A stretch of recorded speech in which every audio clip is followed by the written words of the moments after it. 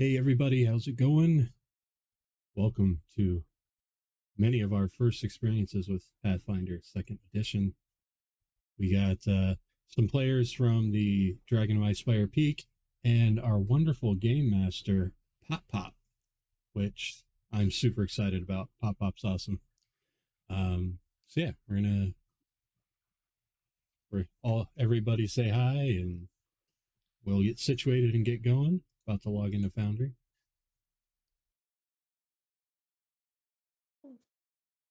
Hi.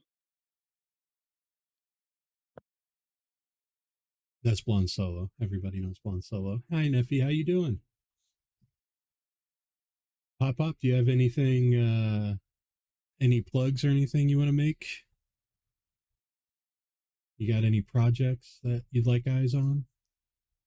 Uh, I'm actually really bad at plugging myself.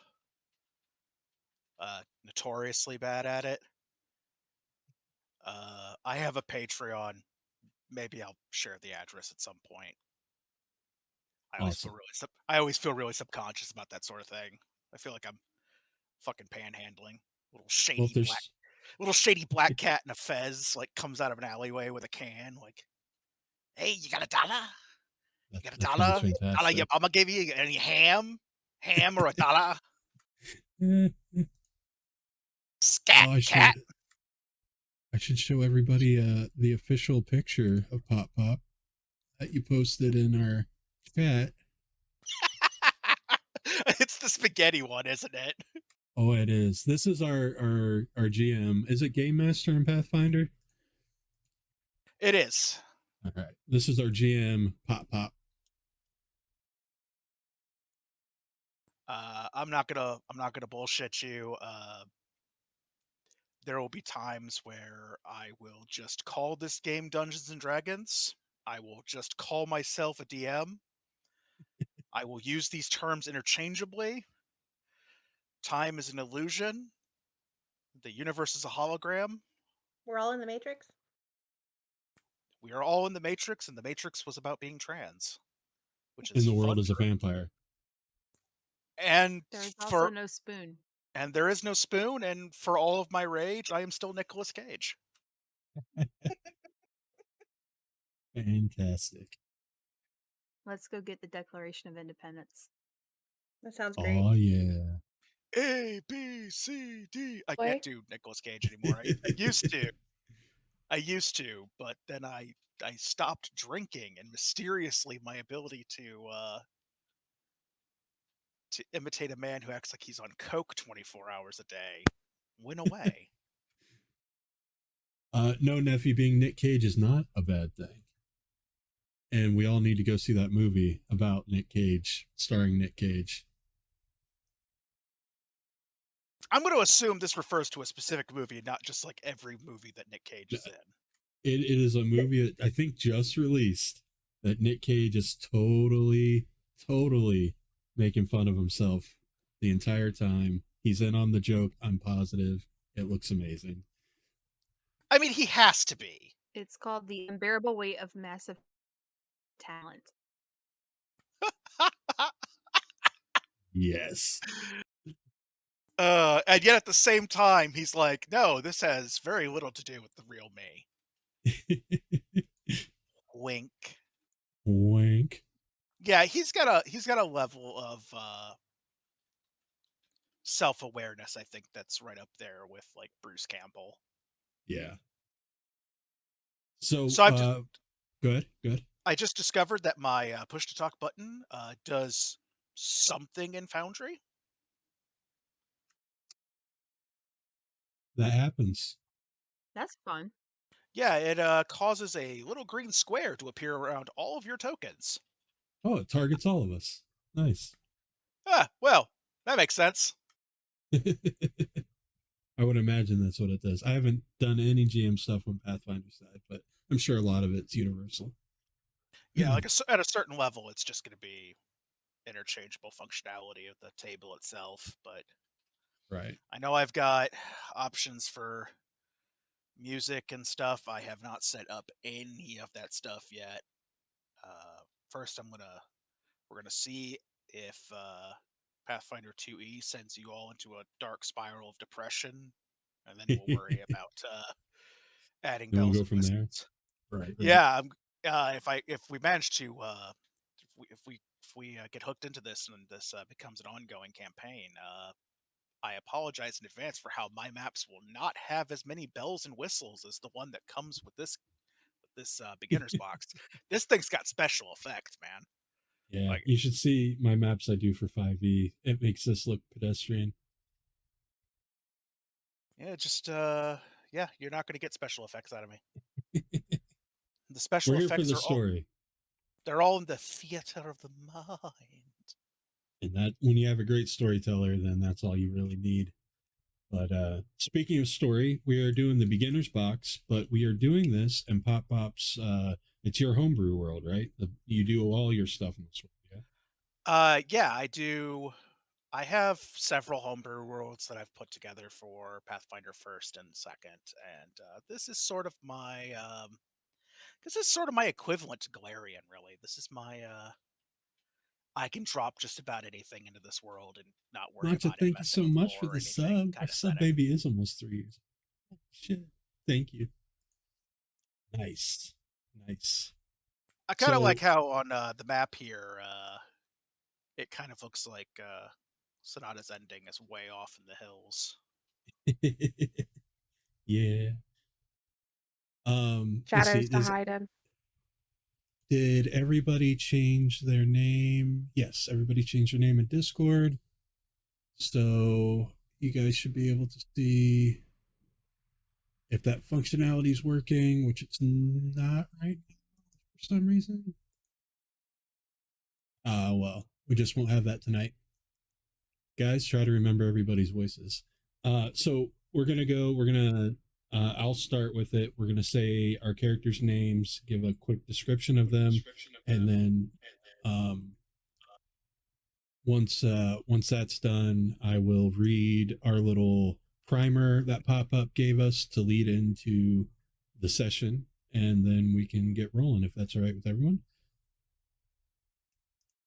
Sounds good. All right. So I am playing Byron Blackthorn. For those of you in the know, this is the half-elven son of a bastard child, most likely, of a character of mine from D&D. One of my favorite, absolutely my favorite D&D campaign, Salem Blackthorn's son. He, however, like Salem just appeared in the Forgotten Realms, he just appeared here in this realm, in this world. So he did always have a thing for elves. Very astute. So this is Byron Blackthorn. Like I said, half elf. He takes after his father. He's a fighter. He's very big for an half elf, but not as big. He's 6'4", and he is all about this company of free blades and leading them to glory and great riches and adventure. So yeah, that is me. Who wants to go next? I'll go. Yes. Go for it. I am playing Adamiri. She is an elven witch that has joined this Freeblade adventuring company with her trusty companion cat Biscuit. So, which may or may not be his real name. So, but yeah, she's ready to see what she can get into, what she can learn in her travels across this place. Nice. I'll take a whack at it. Okay. I am Celia Nightthorn, no relation. No relation. Although there's a very striking resemblance to Byron. I am a Kitsune druid of the Flame Order. I chose to be from Zundan, which is part of Pop-Pop's homebrew world. And I am a magical items merchant, so I am here for the gear. Here for the gear. Love it. Nice.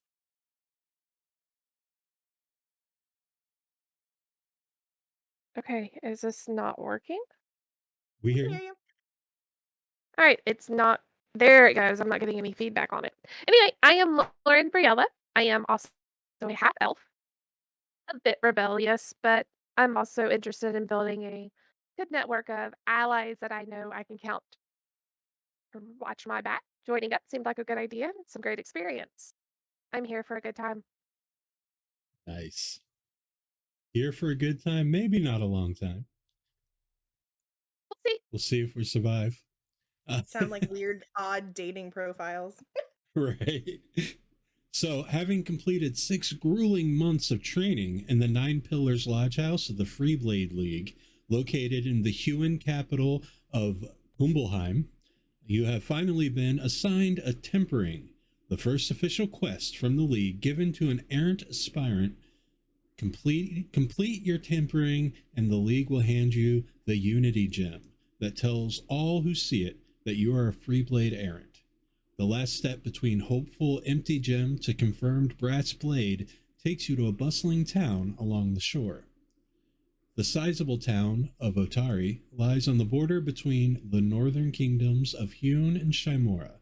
Founded by an exiled hillfolk clan a century ago during the reign of Overking Martinus Gemeyes, the town has weathered attacks from Vikingu and strange monsters, economic woes and windfalls, and cycles of prosperity and strife.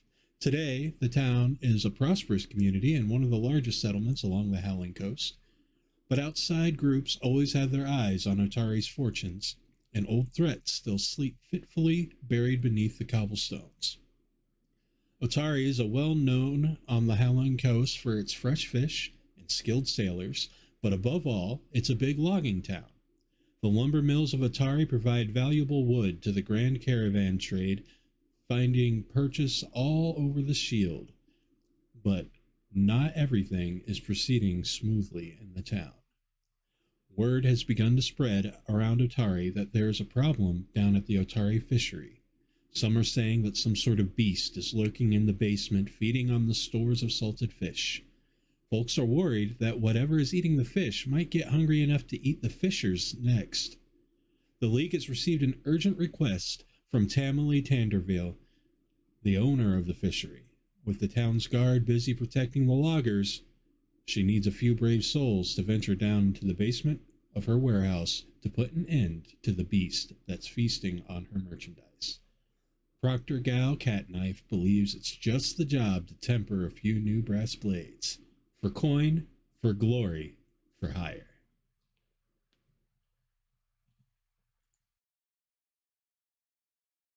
Nice.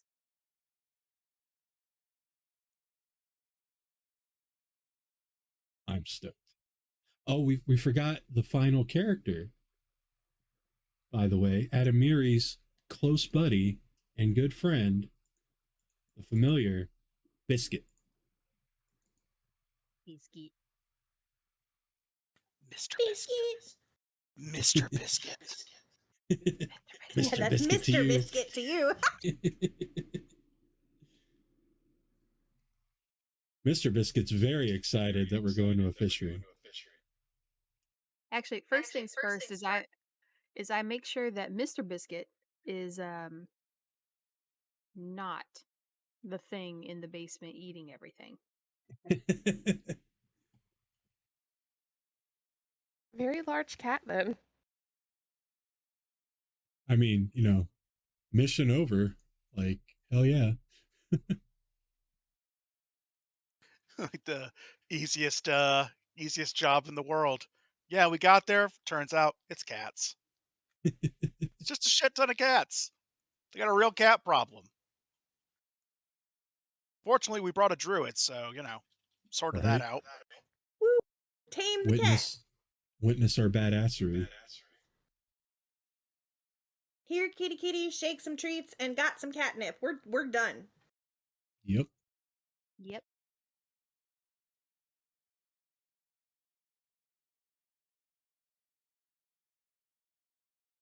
All right, I am shuffling through the notes that Paizo was nice enough to give me so that I can figure out which one of these things that I'm supposed to start with. There we go. Oh, it's good news that we took care of the first thing they want us to do, which is do the round of introductions. So what's interesting is that this is you guys' first experience with Pathfinder 2, and this is my first experience in a very long time running any kind of module, so this will be exciting for all of us. Hell yeah. So the first thing I'm going to do is I'm going to pop you guys an image, because that's a cool ability that I have here on this table. Introduce you to Taming. There she is. Ooh. Yeah, she's a little half pint. She's a halfling, I believe. She runs the fishery, and she has a real problem. And that is something is just ripping through her stockpiles of salted fish. And that's a major problem, because that's the other big export here. And if the fish go, her business goes. And somehow she's just not in the business of giving up. The good news is you don't have far to go to get started, because you're heading for the basement. Gotta get right to it. It's what you're here to do. It's what you're paid to do. And if you guys could drop yourselves off on the stairs. Do I have the ability to draw your attention to something? If you activate the map you want us on, it'll bring us as players to that map, and then you can drop us off where you want us by dragging us. Excellent. Kapow.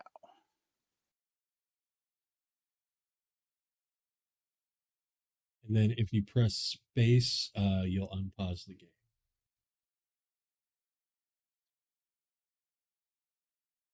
All right. You think I would have played with this stuff a little bit more before now, but no. No, I will not. We do this shit live. Fuck it, we'll do it live. This is a trial by fire.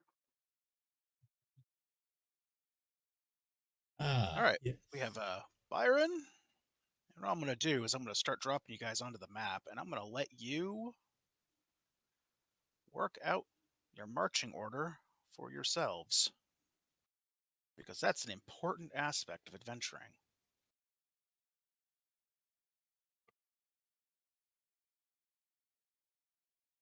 Wherever the witch goes, the biscuit goes.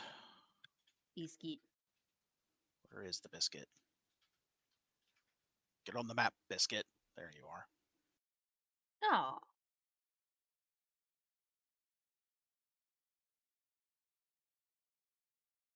All right, we got a Celia and a Lauren.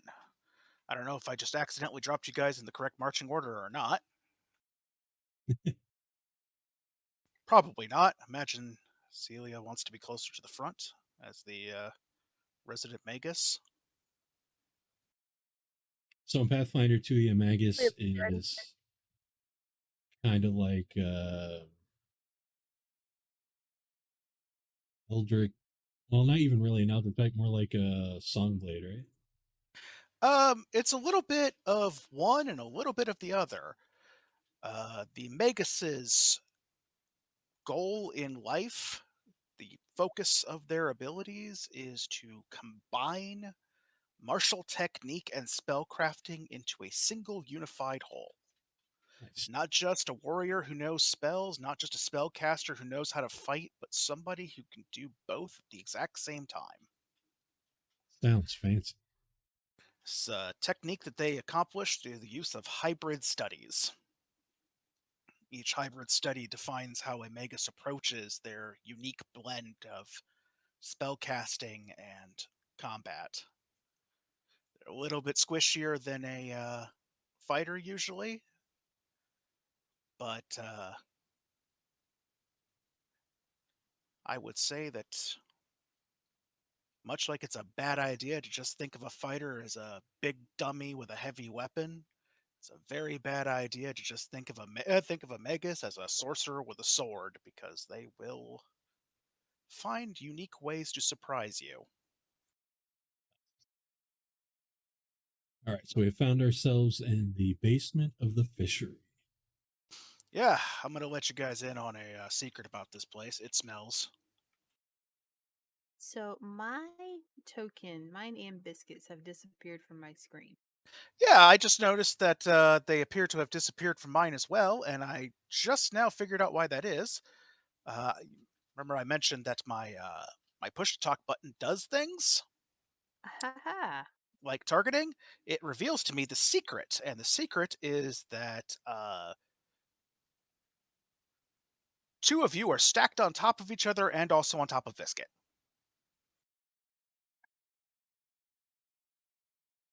There you are. Oh my.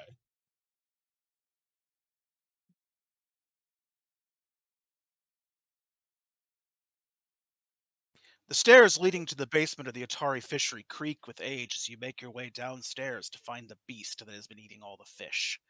In the center of the room, between stone pillars holding up the fishery overhead, are barrels filled with salted fish. Two of these barrels have been smashed open, spilling their contents onto the floor. In the east wall, there is a large hole opening into darkness. Just a few hours ago, you gathered with the rest of your venture company in the office of Tamley Tandervale's office, where she offered you 10 gold pieces each if you could put an end to this menace. She was thrilled when you agreed to help her, but as you made your way downstairs, you can't help but wonder if this might be a lot more than you bargained for. Mostly because of the smell. What a wonderful new smell we've discovered.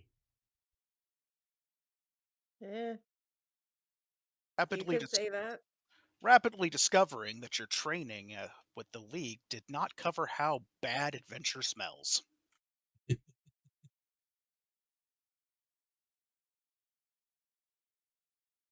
So I'm going to go out on a limb and say whatever's eating the fish has come through this broken wall.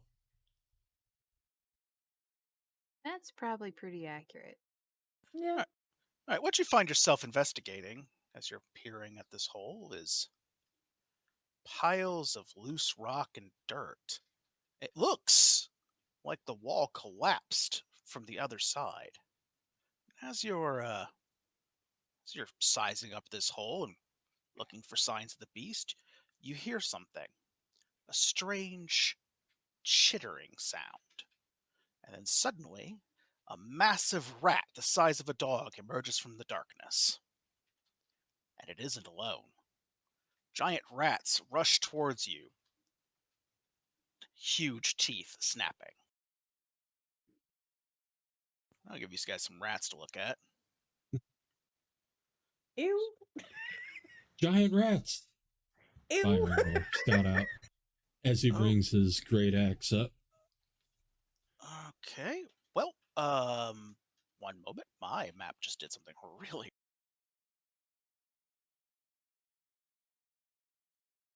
Ooh, where am I? Oh, yep, found you.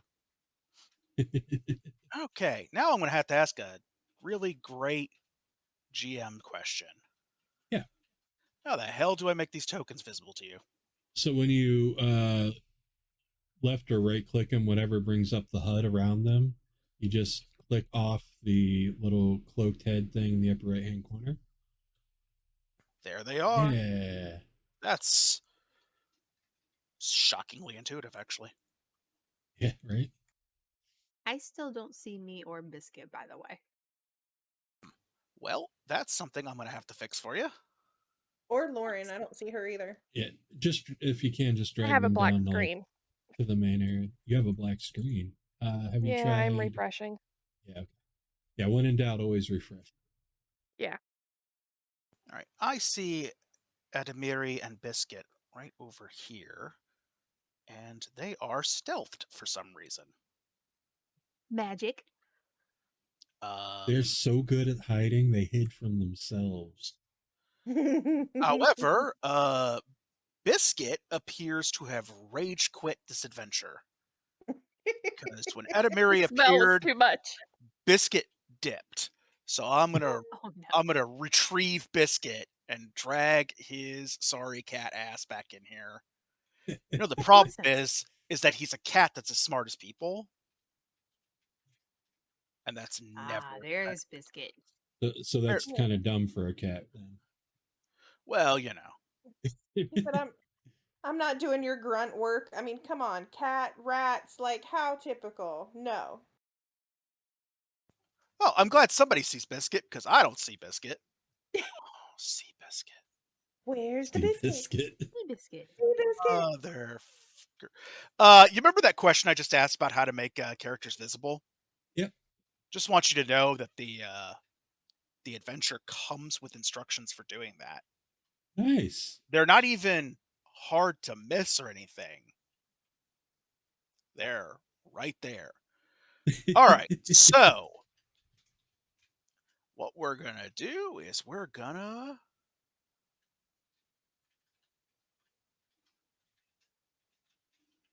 roll initiative is what we're gonna do. Can everybody see their characters now? Yes, but I'm trying to move and I can't. You might want Map to just issues. drag them down onto the main part of the map so they don't have to mess with any walls. There we go. So to toggle our combat state, what you can do as the GM is just drag your cursor with left click down to basically target everything. Right click a thing and hit the toggle combat state, which is the sword and shield, which should put us in the turn system, and then we can roll our initiatives. I seem to have lost 2 tokens again. I'm one of them. Celia, where'd you go? I see Celia. Nice. That's She's across weird. from the rat in front of me. Oh, Lauren's missing.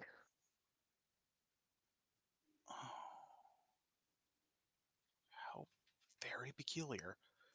I feel like this is all a clever ploy by Biscuit. This has Biscuit's name It's all had over enough of it. our shenanigans. I see you. I but see now I'm gone. everybody. So do the rats.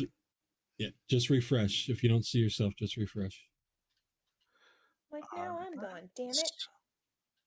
Now, where's my little sword?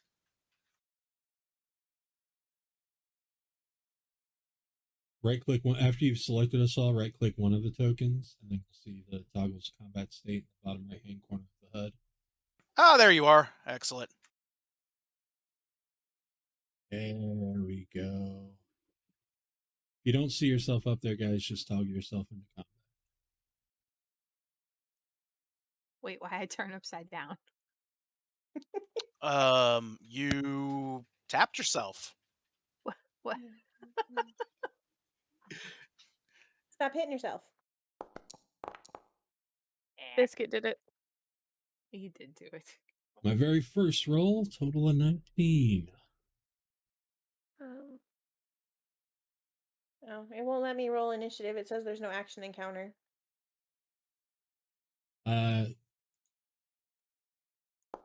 Right click yourself and toggle the combat thing. Or left click yourself. That's right click for you. Should bring you into the. Yep.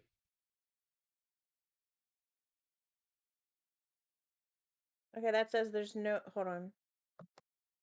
There is no active encounter in your currently viewed scene.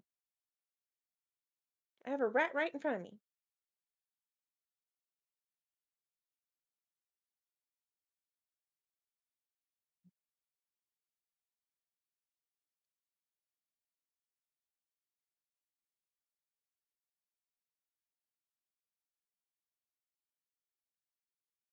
Ah, you see, but now the rats are in the combat.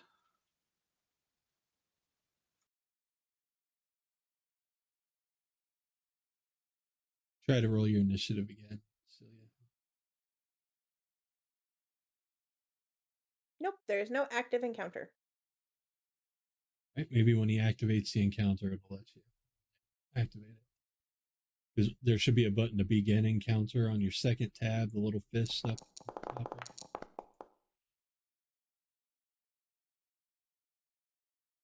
For me or for him? For him, for Pop Pop. Oh, okay, cool. All right, there we go. Now, why aren't you starting? That's very strange. No. Let's try that again. All right, that's begun the combat. We're in round 1. We'll let you roll now. No, it will not. All right, so Pop Pop can roll for you. Okay. If you look at the encounter tab, Pop Pop, you should be able to see the there's dice to the right. Yeah, just roll for anybody who hasn't rolled. This is Pathfinder 2nd Edition, Zerpy. How you been, Zerpy?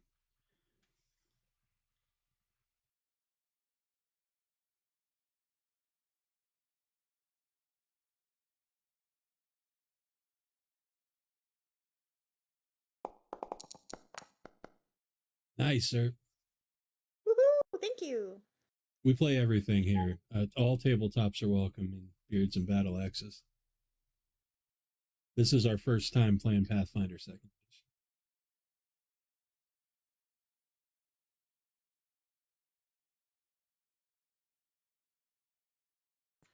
Welp. Looks like Adamari has beat me to the punch, and there are 3 biscuits. Yeah. Super biscuit. So if you don't mind, I'm just gonna remove some biscuits. Oh no. No, they're just gonna combine into one large biscuit. Super Saiyan biscuit. Yeah. Mega Biscuit. You can't exclude Biscuit from the initiative. Biscuit runs this town. Okay, now the other iterations of Biscuit have disappeared again, so let's find out what that did.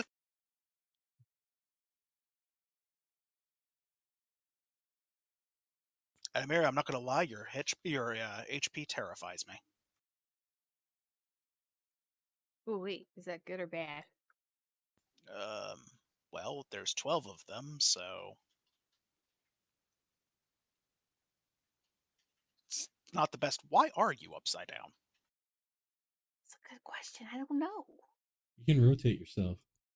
Just click yourself and then hold shift and scroll your mouse.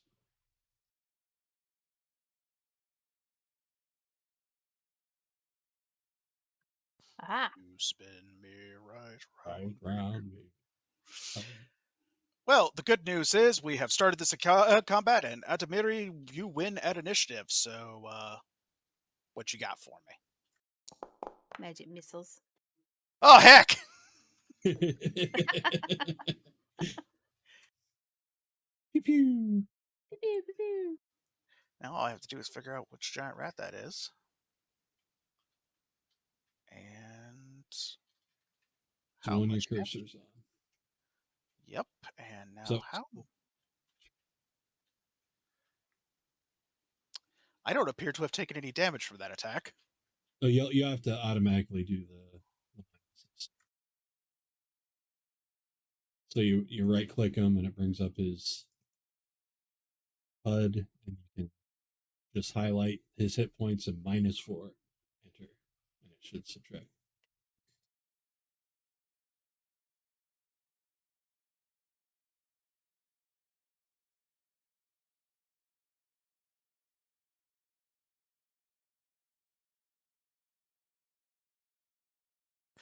It is not playing along. What the hell? I do not know.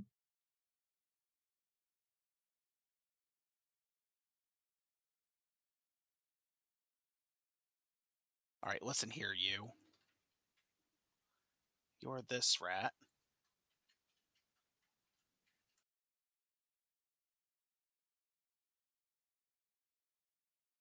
There, that worked.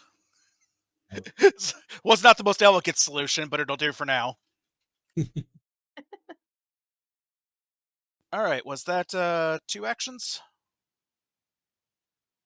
That was. Or wait, do I get 2 actions? You get 3 around. Your spell will tell you how many actions it took up casting. Let's see. All right. I can do 3 missiles for 3 actions.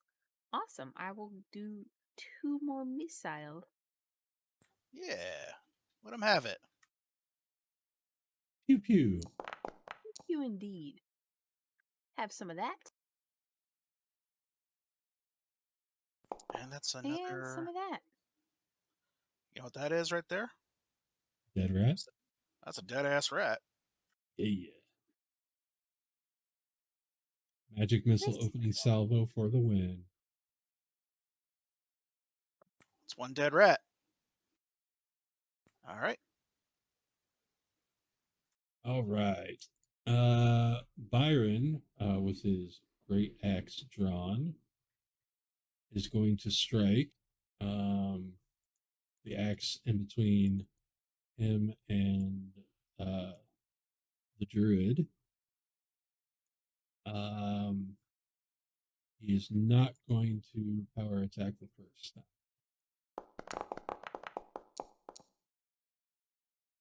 Do I get any situational bonuses for flanking? All right. A flanked opponent is a flat-footed opponent, so he becomes a lot easier to hit.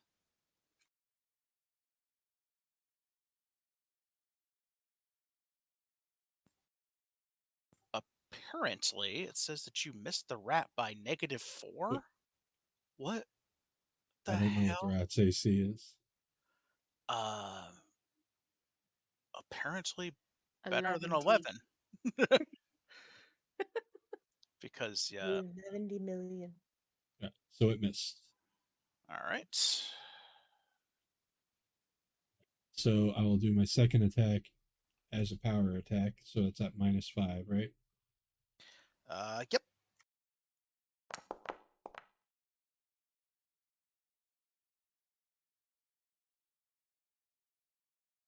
So that All right. hits. That hits. Time to click that damage button. Nice.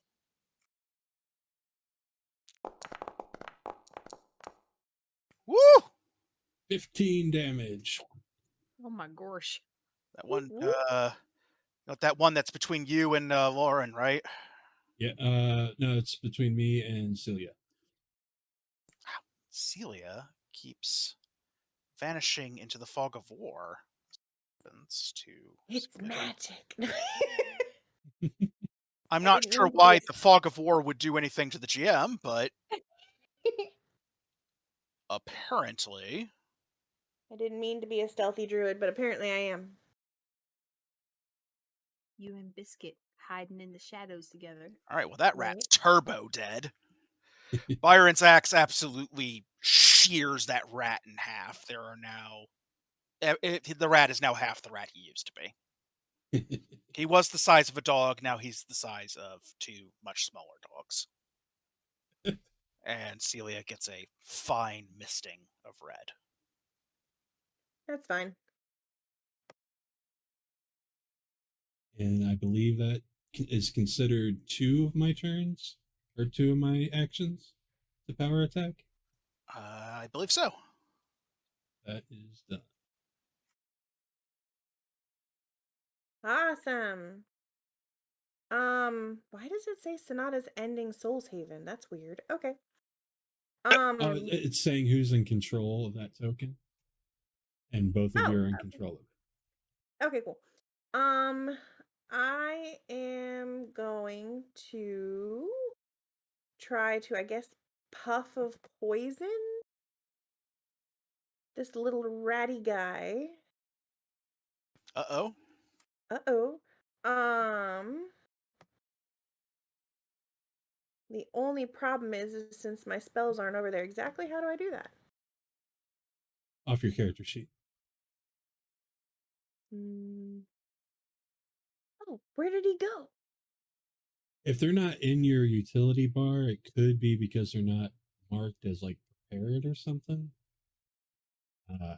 I want to be able to see that though, because Okay. I have limited ability as a player. It will. Whoa. I don't know what just happened there. But it will not let me. Now it's changing everything. Just let It's it running happen. slow, but it's changing everything in the way that it looks in my character sheet, so now I can actually cast. Yeah. It's just running slow. Internet in a thunderstorm. What can I do? Only the best you can. Awesome. Okay, so now I can cast. Mm-mm.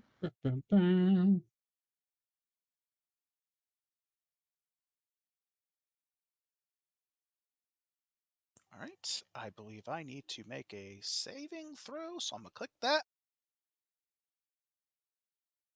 Make sure you have the mouse, the rat targeted, and then click Save DC.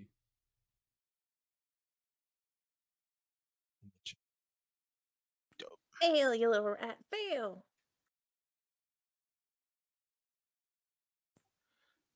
Okay. Clearly, I'm doing something wrong.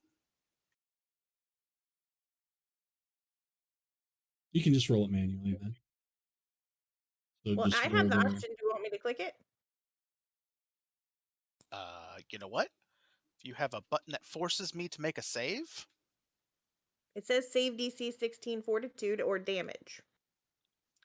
click the save button real quick. Yeah, it might be different than how it is for the 5e stuff. I know in Fantasy Grounds, the player actually hits the cast button and forces the save. So That's how it is for the 5e stuff, but I don't know how much of that's the automation module and how much is actual function. I assume clicked on it. your end, you have him targeted. I clicked on it, but nothing happened. Okay, so yeah, just roll the fortitude save manually. All right, let's get this little turd's sheet real quick so I can figure out what the hell his saving throw even is. Where you at, rat?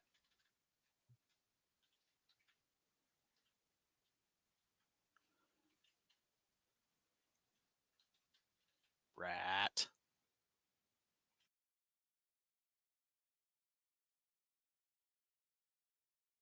Should be able to left click his token and bring up the sheet. Like double click it. There we go. It's double clicking. That's what I wasn't doing correctly. All right, jerk. So you're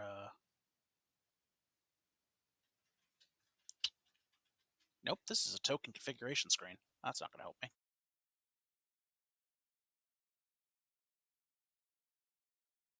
I have real cat aggro, so I'm going to remove her and be right back. Real life biscuit, no. Bruh. Where are your saves hidden in this menu? What's this button do? That's the targeting button. So sounds like my version. What does this do? What does this do? What is this? I'll just click until I find it. I thought I had a handle on this thing, and He's +6 to fort saves. +6. That's super handy. All right.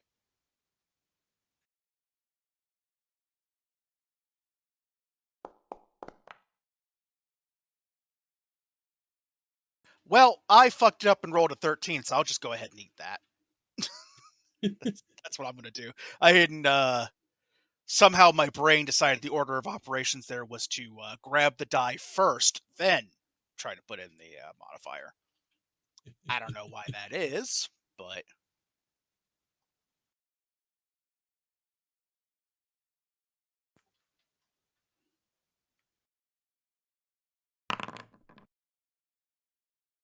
and And I will eat 3 points of Damage.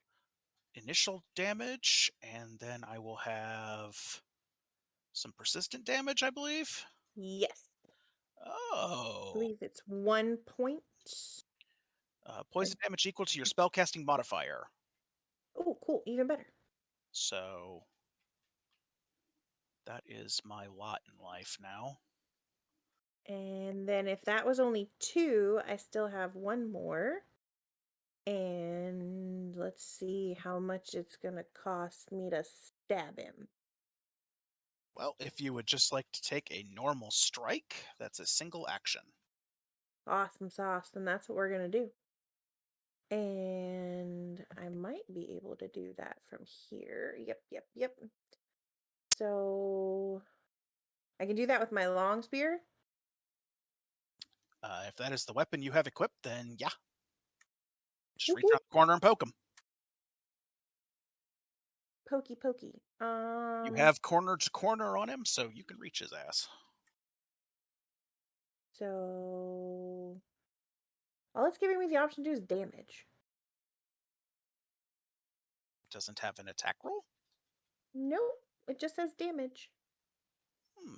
Action. Weapon? New weapon. Long spear. It would be Yep. strike. Yeah, that's where I was, and I It- clicked it, and it just says Oh, damage. are you looking in your? There's a plus. There's I don't know if you can see the stream, but there should be like under your weapon when you go to the strikes thing and it drops down, you can see like +9, or for me it's +9 +4 -1. For you those numbers would be different, and then damage, critical, change grip, Yes. sheath, drop. You want to choose one of those pluses. It's your first weapon attack, so I guess it would be the leftmost one. Strike +4.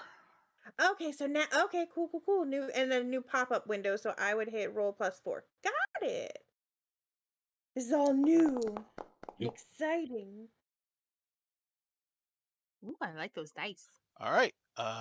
Yalla. I just took that spear to the snoot, so feel free to hit that damage button and fuck me up.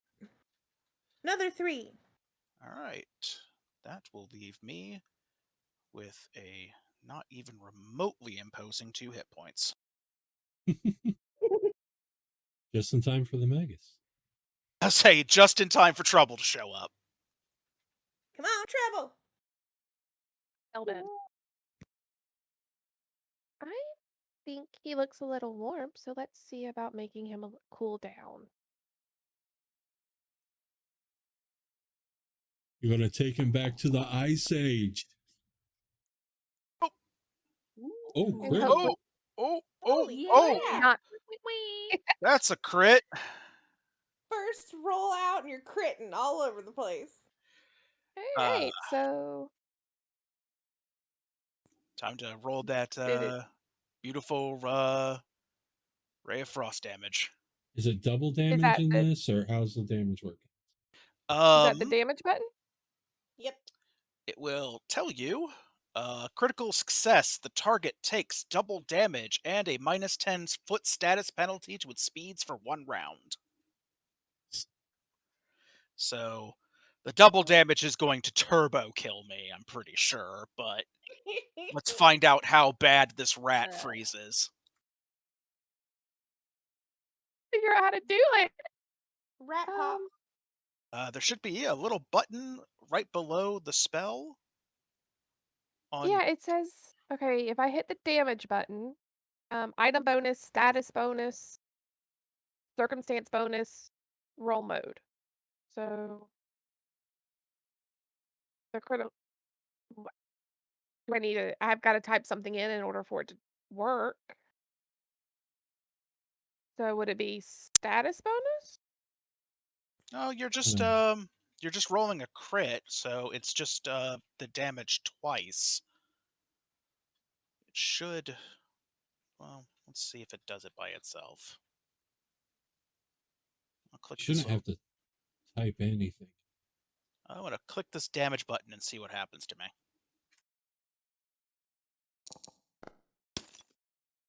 Oof! Well, there's 7.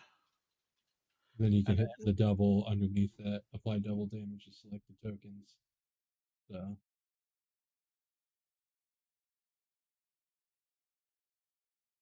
Come on, double button. Do something for me. since it's not automatically doing anything, you should just subtract 14. Oh, you the damage Oh, went wait, to her. why am I?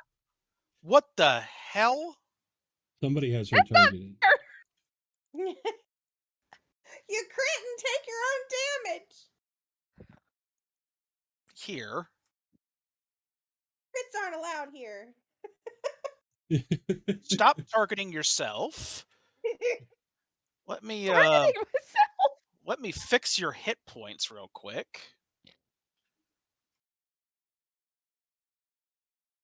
14 back.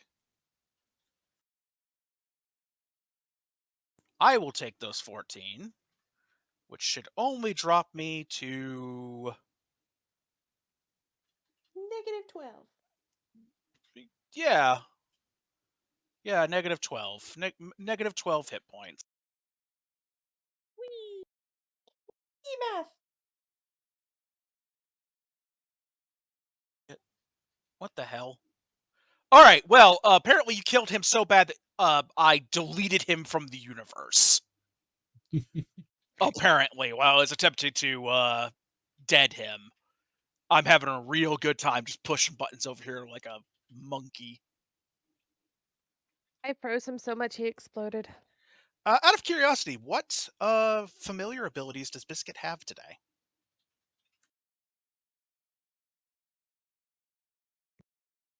That's an excellent question.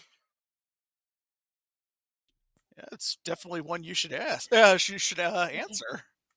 Damn those excellent questions.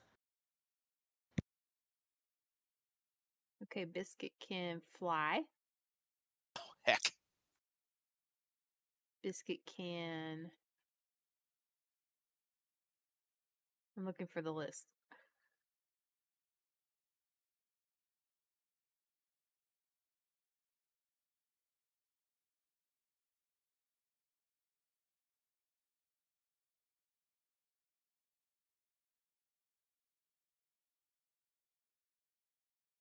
That was a fun series of error messages I just got.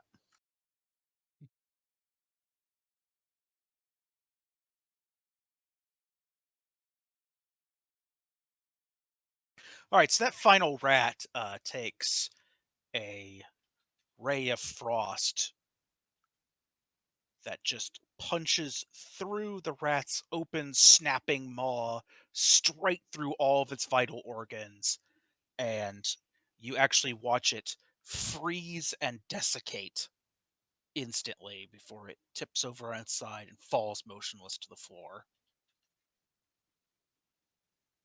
Go, Lauren. And the room becomes almost distressingly quiet. Now, some of you are used to real combat outside of the training halls. Maybe you all are. For some of you, this might be the first time that you've had to strike down an enemy in self-defense. But it's funny how the fight just flows out of you.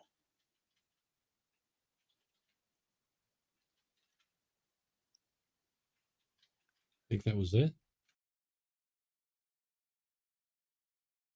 There could be more. No, I feel like there's more. I can go down the hall and check. We probably all should Yeah. split up.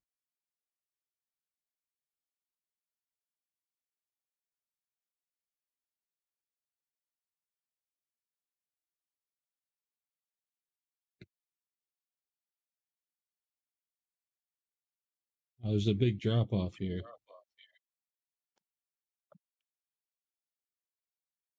There 8 sure steps. is.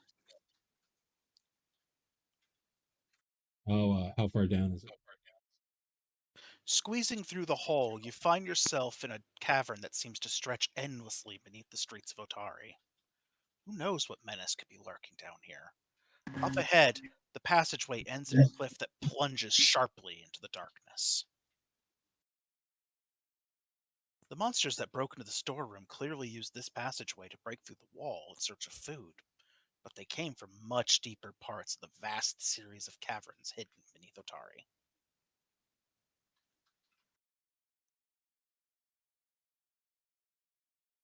So, eyeballing this cliff and calling back to some of your training as professional adventurers, you can eye this up, and you guess this cliff is only about 10 feet, but the surface looks slick with moisture. It's not going to be the easiest climb down. Does there look like a good spot for a rope to get secured? Well, you have a Just for couple of safety's sake? real good options immediately present for that.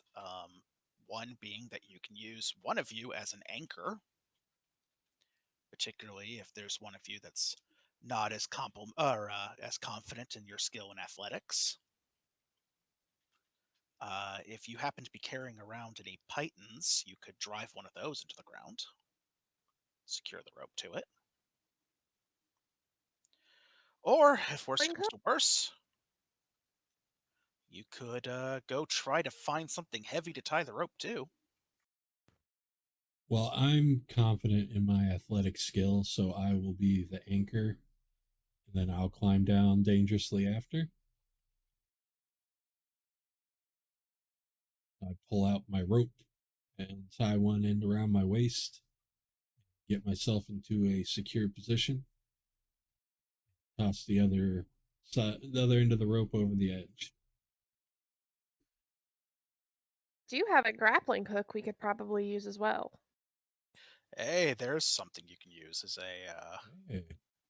You know what? I do too. I just didn't think there was anything that grappling hook on. If there is, we can use a grappling. Well, if you take the time to drive it into a crack in the ground, it's a little bit easier than trying to secure it by just throwing it. Oop. All You right. want to What do you use think? yours? You want to use mine? We can use mine. It's fine. So the good news is using a rope takes this from a DC 15, a task for an expert in athletics, to only a task for a trained athlete. Significantly Nice. easier. All right, who's going first? So I'm going to drop the DC for the athletics check to 10 from 15 for swarming down the rope. I will go first. And I will do myself a favor and I will trash can that embarrassing moment where I made you hurt yourself with your own spell. I just noticed that's an option.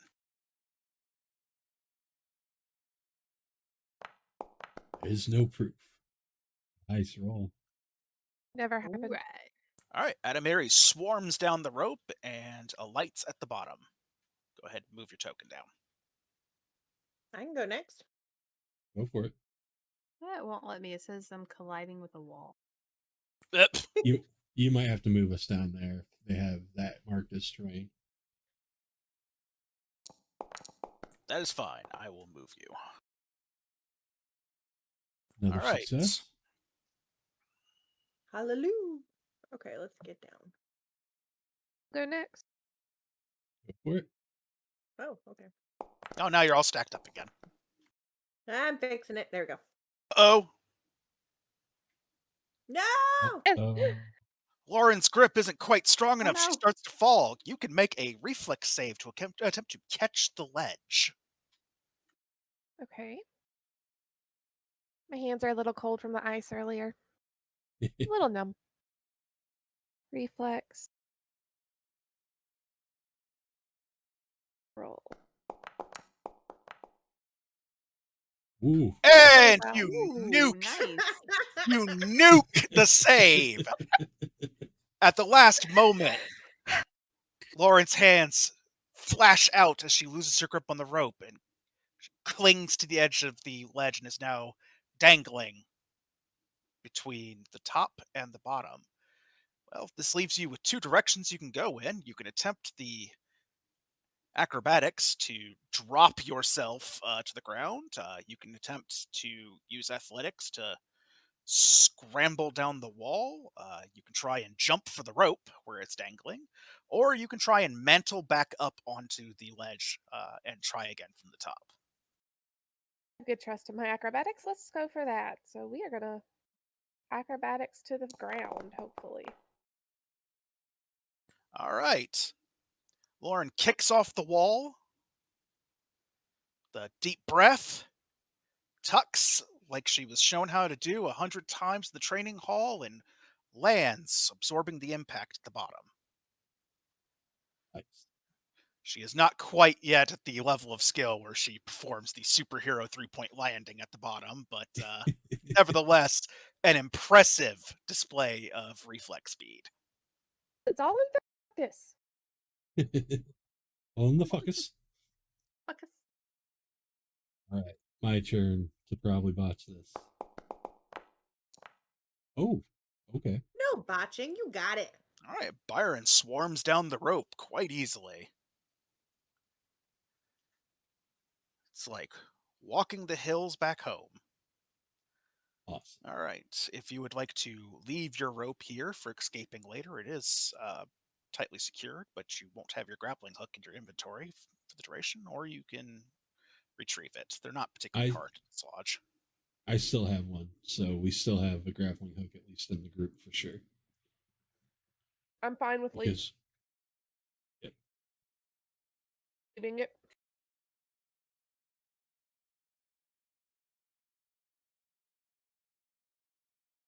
All right, so the nice thing is Pathfinder 2e values exploration as a aspect of the game and a challenge of the game. So you guys actually do earn some experience points for overcoming the cliff. nice.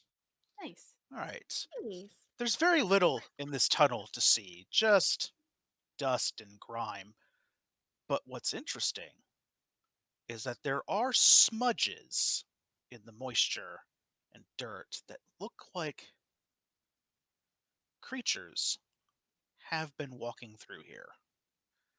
Unfortunately, time and the dripping water from above and the occasional flooding have rendered the footprints too obscured to get a feel for what exactly left their little filthy peat prints down here. But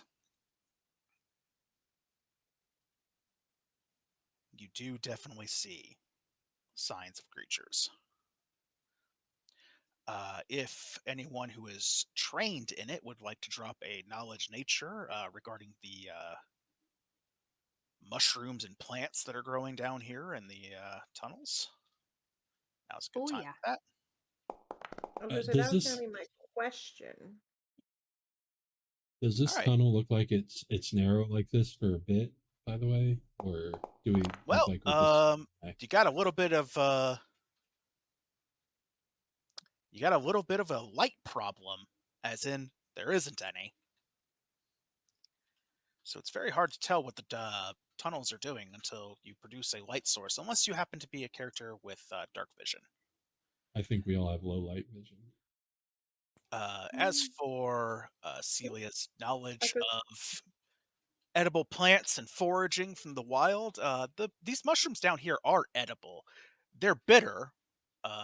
You wouldn't recommend them as a food source, but in a pinch, you can definitely live off of these guys. So anytime you see those guys again, you'll at least know that you'll be able to forage. Should the worst happen, you get stuck down here for an extended period of time. I can pocket a So couple. Yeah, you can go ahead and harvest a couple of those guys. Byron's Okay. If the tabletop, if the table will allow you, you can add those. You can add a pound of edible mushroom to your inventories. To your inventory, consider them a pound of these mushrooms to be roughly equivalent to your rations for a day. Byron strapped his his great axe back to his back and pulled his long sword and a torch and lit the torch. Well, All right. I can make light if we want to go that route. Um, It's up to you. If you'd rather have the torch, we can do the torch. the torch is fine for now. Okay. Adamiri will also take a couple mushrooms. I had a pretty good nature check there. And just in case she needs them for some potion brewing later.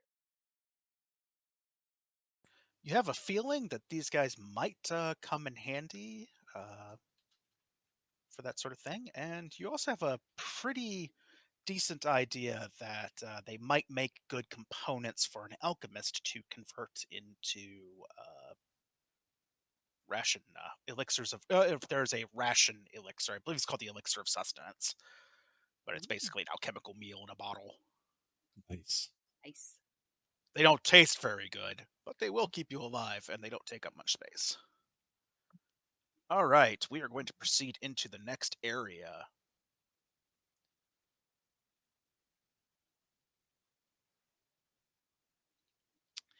The tunnel continues deeper underground, eventually opening into a large chamber. Patches of glowing blue fungus cling to the ceiling and provide dim light.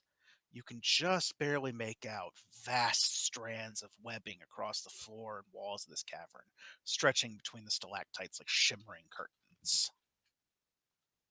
Hope nobody minds spiders. And right about now, it's time to introduce you to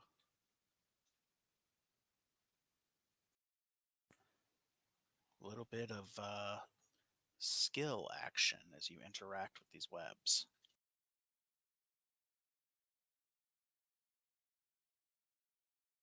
I'm also making sure that I don't have any,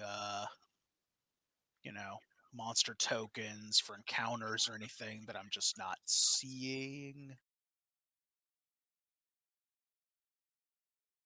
Huh. Well, if there is one, it's hiding from me, too. Bonus.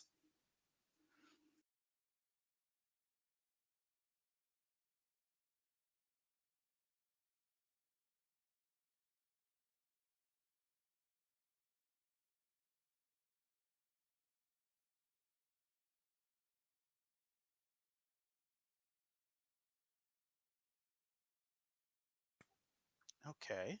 You know what? That's very peculiar.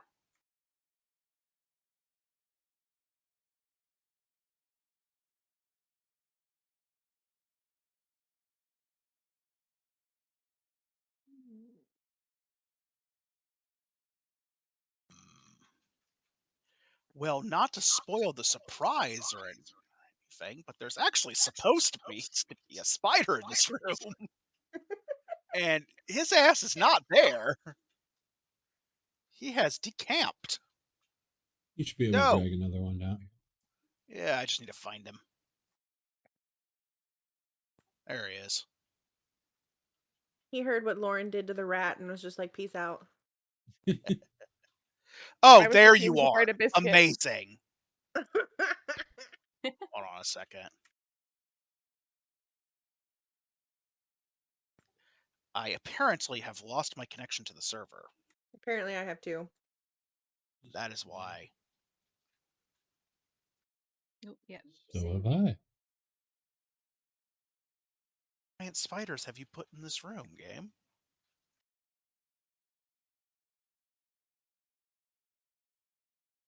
I'm back. I'm gonna refresh just to make sure.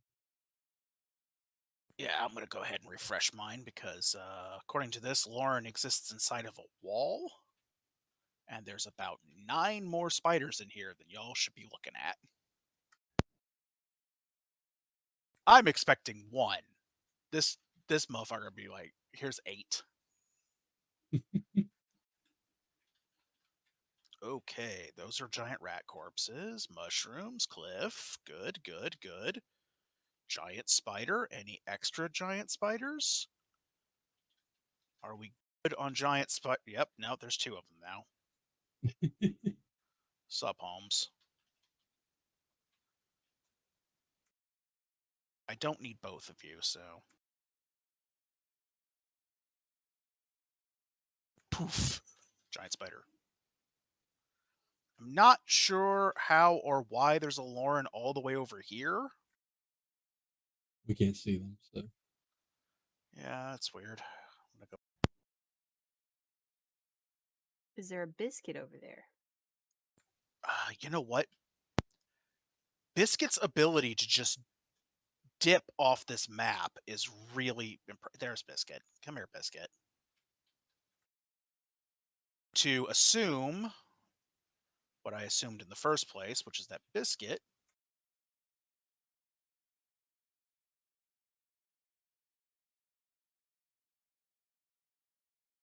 why is Biscuit Scouting stealth? ahead. Why is Biscuit constantly stealthed? I don't suppose you have control over your own little homie's token. You can move him She around. should. Yeah, There I you can go. move. All right, I found him for you. All right. I know it's only been a few seconds since the last time, but what if? What if I told you that it's time to roll initiative again? I Damn would it, it won't say let me. sounds about right.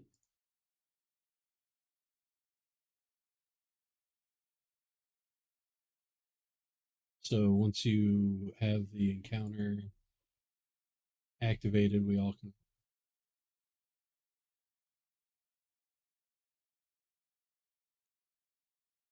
Let's mass. Are you all in combat state? I am now.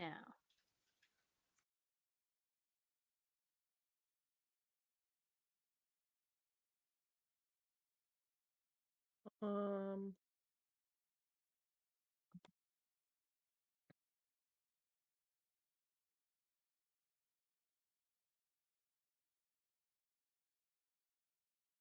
Just roll twice, Adamir. Oh, you know, I thought I had to roll for biscuit. I clicked biscuit and then No, went to Biscuit roll. goes on your turn. Okay. So that might, yeah, it's got the order fucked up now. Oops, sorry. That's okay. I should be going on 11. I have a plan. First thing I got to do is figure out why my NPCs are just... Cat, is now really the best time? Why my NPCs Always the best time. stubbornly refuse to roll initiative. Hey, buddy, did you want to join the combat? That would be nice. That'd be interesting. Stop fucking losing initiative. On the combat tab, does he have a dice on his line that you can just press? Yeah, it doesn't do anything.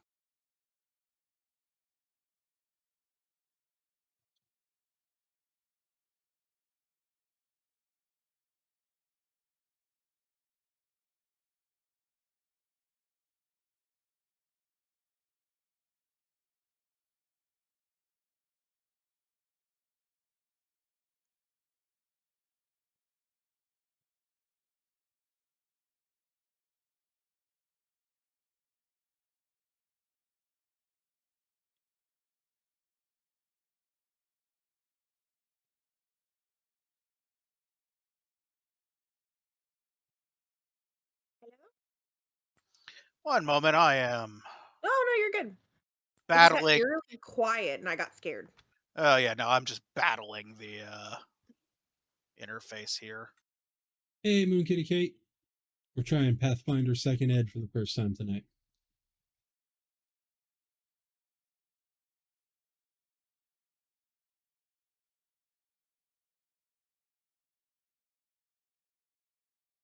What the hell is this? Specify units. Choose what Lauren Briella will do with this template.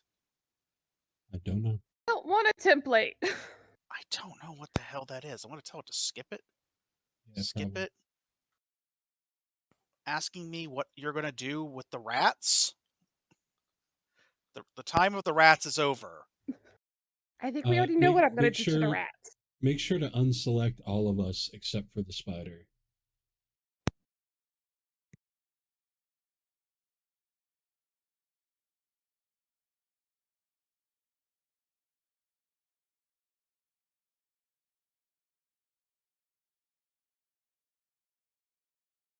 Neffy wants all the templates with extra temp, so give them to her.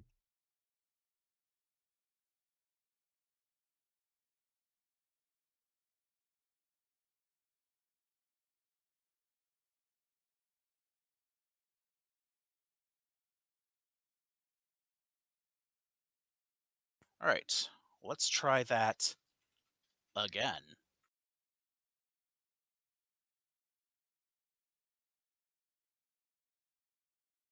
Hold the plate. Just extra temp, hold the plate. Got it.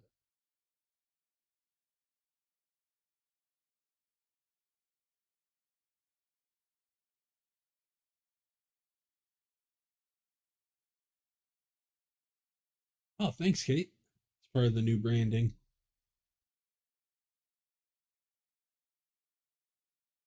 Now, will this let you change my initiative back to 11?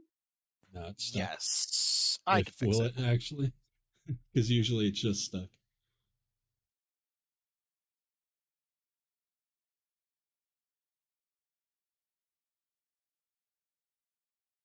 And now it's 11. Nice. Hasn't updated on my end. But Tell you what, this damn thing will not roll its initiative because apparently it is not set up to know what it is rolling its initiative off of. let's see. Which is real cool. Let's try linking the actor. Let's try linking the actor data. Then I want to mess with that too much, but let me see. all right. Well, where's your?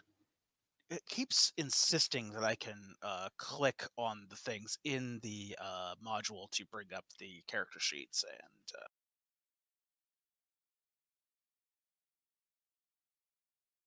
I have had indifferent success with that.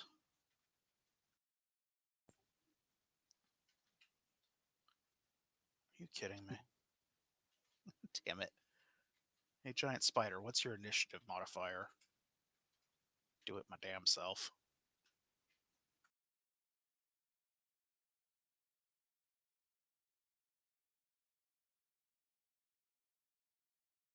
All right.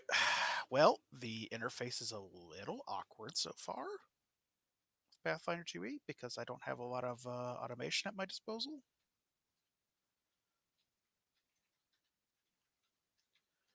Okay, let's try targeting him and then.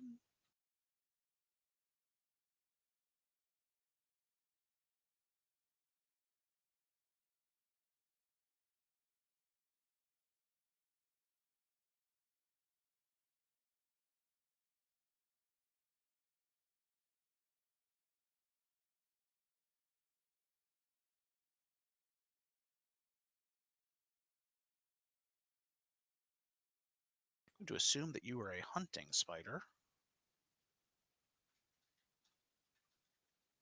Very good. Okay.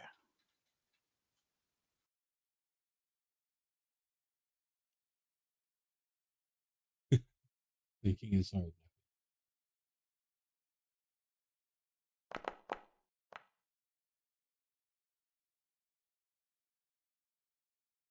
It's awkward, but That's okay.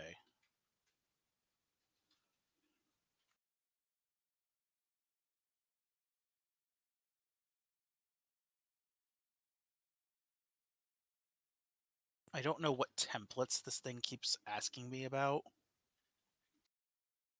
I don't know. I haven't come into that. That's popped up for me a couple times. I've just kind of exited out. Yeah, I've been trying to ignore it. It's a little bit annoying, but that's okay. You know what? We have...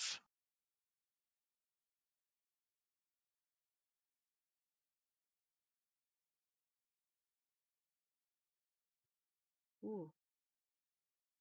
Saw Celia light up. Looks like it's fight time. Yep. I have started the encounter. Now that we actually have initiative rolls.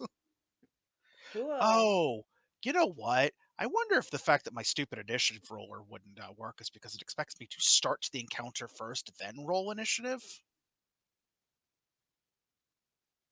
Which seems Maybe. like a backwards order of operations to me, but I'll try anything once.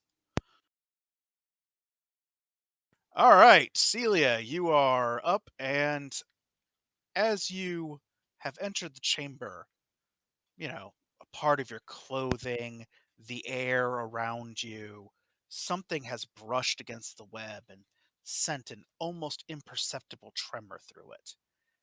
And at that moment, an multi-eyed, eight-legged horror crawls out of the webbing.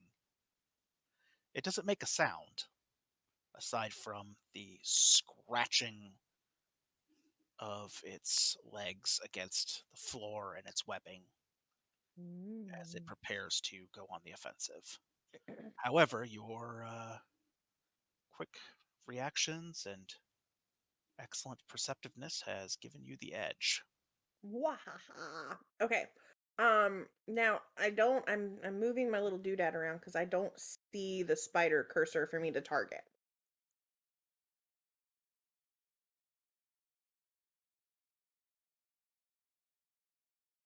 I wonder if I can target it this All way. right, it is north With a of you. It's definitely not stealthed. It is up in the webbing. The token's a little bit hard to see, but he's up there. I wonder if I'd. Oh, okay, it's all the way up here. Hi. Maybe? No, I went too far. Well, you're standing right next to it now. Oh, yes, I do. I see it. Yeah, okay, so I say now I see it. Okay, cool. Okay, I'm gonna back up, I guess. Okay, so I have this really neat thing. That if I go to my features and I choose fire lung, will that work? To unleash your I want to breathe fire on it. focus spell upon it. Yes. Yeah. Yeah, you could definitely target it with a focus spell. Okay, so okay, so let me try that again.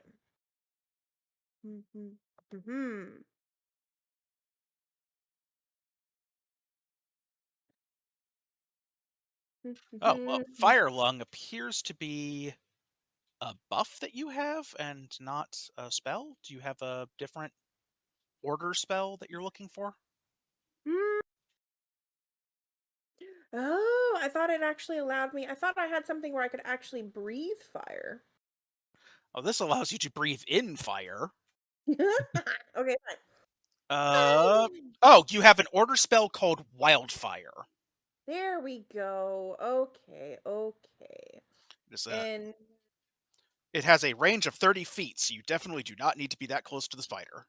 okay, cool. Well then I will back up to where I was because I didn't see it, but I also don't see it anywhere. Let me try my sheet instead. I'm trying to do. I like these little quick dudes at the top. Does this table happen to support visible grids? Yeah. Okay. I got to figure out how to turn my grid on because I don't see the dang thing.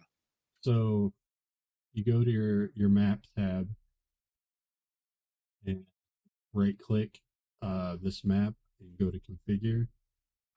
Actually, I'll do it. I'll go to support and do it and walk you through it instead of trying to remove stuff with stuff.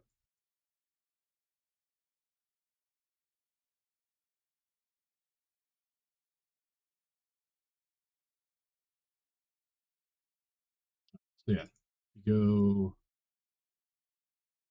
It's floor 2, right? We're on floor 1. Floor 1. Okay, right click, hit configure, go to grid. It looks like the opacity is all the way to 0, so you can bring the opacity up. I just did it there and save changes. There we go. That's a lovely viewable grid. Nice. All right. All right, apparently it did not add any of that for me like it was supposed to, and I guess I didn't catch it because I thought it was fire lungs. So All right. I Well, will add that for next time. And I will instead acid splash.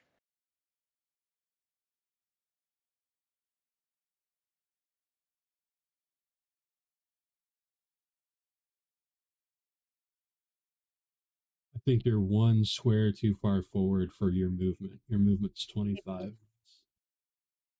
Okay, there we go. Let's try that now. that's pretty wild that did not Add? add your order spell for you. Yeah. I'll have to add it real quick. All right. 20 hit him. Do I whack him? Yeah, hit by 3. Okay, cool. Now it doesn't say damage, it just says hit. The damage is Oh, it's up here. Ha ha ha up ha. here in the description of the spell. Yeah. Oh, now it's doing it to me. Okay, cool. Okay, cool. 5 little damage. All right. I will take 5 on the chin. Boop, boop.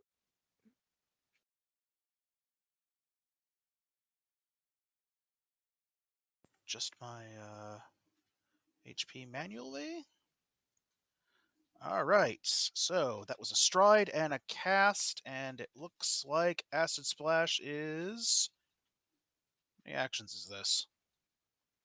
Mm. Cast time. Uh, Cast time 2. Okay. Okay, so I still have one more. Did you move from your original I position? did move up a little bit, yeah, so I could see it. All right. That's an action. Cool, then I'm good. That's the stride action. All right. That brings us to Adamiri and this goddamn template that they think I need to mess with. I gotta figure out later what the hell that is. I thought she was initiative 11.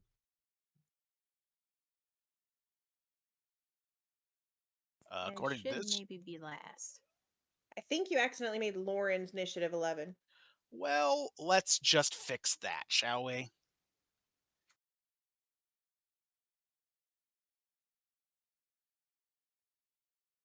Yeah, Lauren's is 12.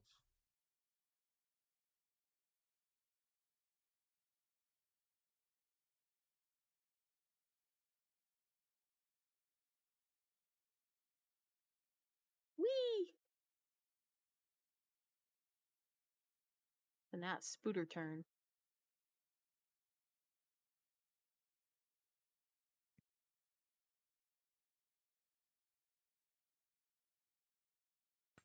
Oh no! The spider. Well, you were nice enough to move nice and close to me. So now I'm coming to get you.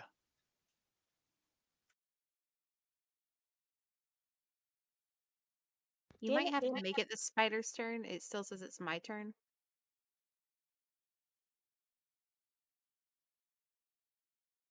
Aha.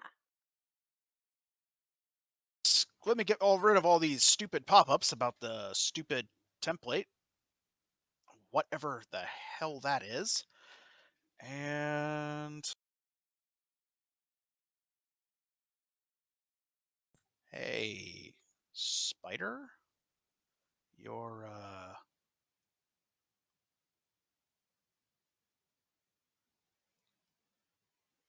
character sheet still doesn't work. What the hell is this?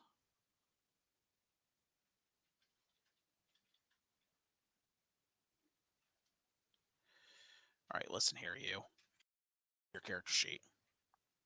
Show me the character sheet. Don't make another one.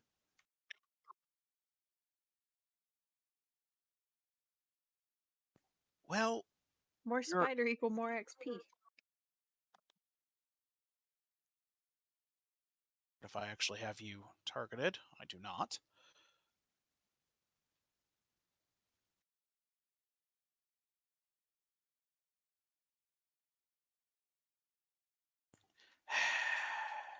You are an absolute pain in my ass. All right, what's your attack roll, nerd? I gotta do this manually because the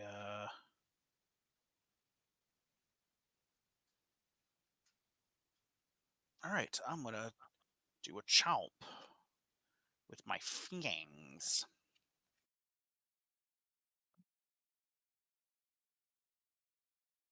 All right, here comes this chomp.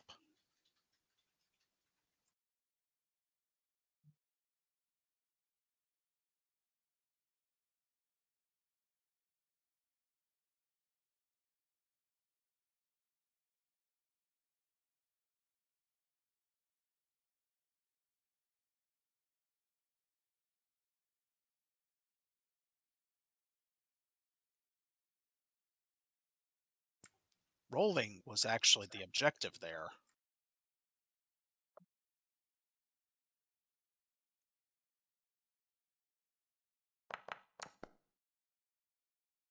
All right, I have a 19. Is that a hit or not? On me, yes. Excellent.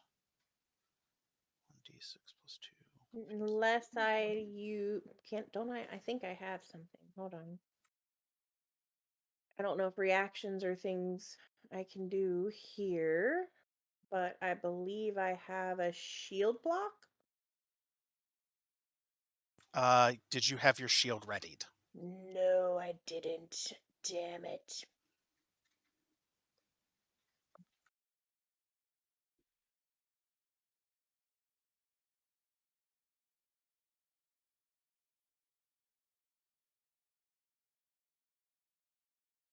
Unbelievable that I can't get these character sheets to pop up so that I can actually,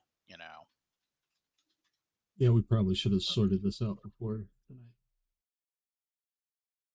Yeah, you live, you learn. Definitely shouldn't have. Like, I tested a couple of these things and they worked. But now they don't. Not sure why that is. So that is 5 points of piercing damage Boo. from its bite. And now I need you to make a fortitude saving throw. Fortitude.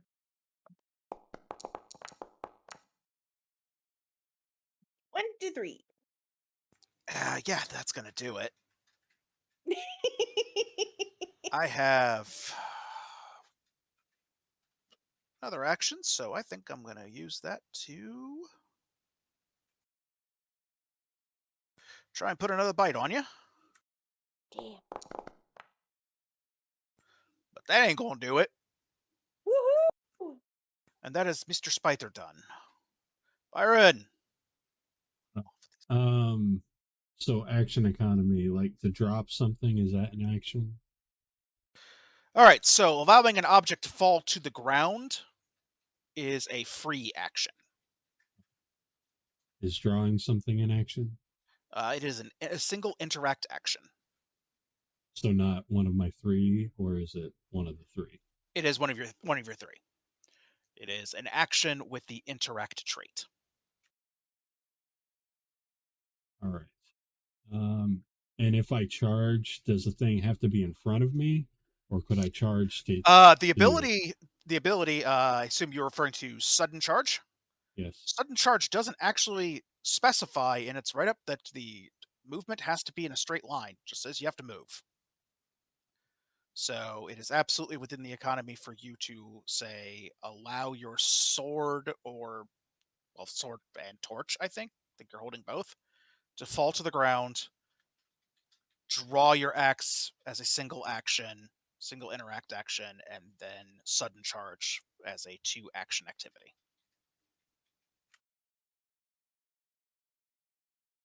So sudden charge is 2 actions. I believe so. I haven't looked at it in a second.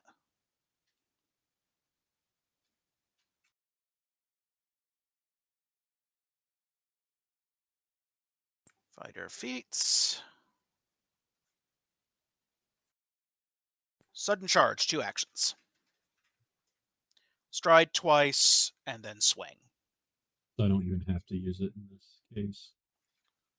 Yeah, you could actually draw your weapon as a single action. Basically, drop your stuff as a free action. Draw your weapon as a single action. Stride as a single action, and then strike as a single action. Hmm.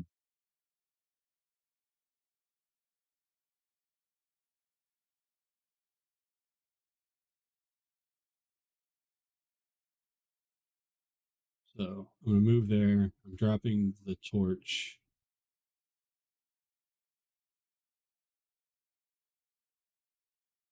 I'll screw it. I'll drop the sword and the torch. I'll pull my axe. I was gonna try to pull my shield out and everything, but Razor Shield's an action too.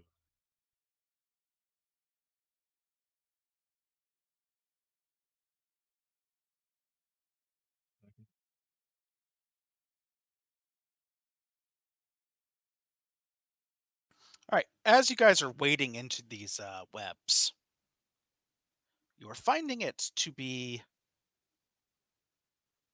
hard going. The webs are not sticky enough to fully restrain you, but they are sticky enough to slow you down. Basically, where the webbing is all over the map is difficult terrain. Difficult terrain takes you an extra 5 feet of movement per square. You're still well within your movement supply to get to where you're going. The So spider, of course, is not affected by its own web, and it is possible to dance through the webs with an acrobatics check, for those of you who are so inclined. so because power attack costs 2, I can't use it now, right? Correct.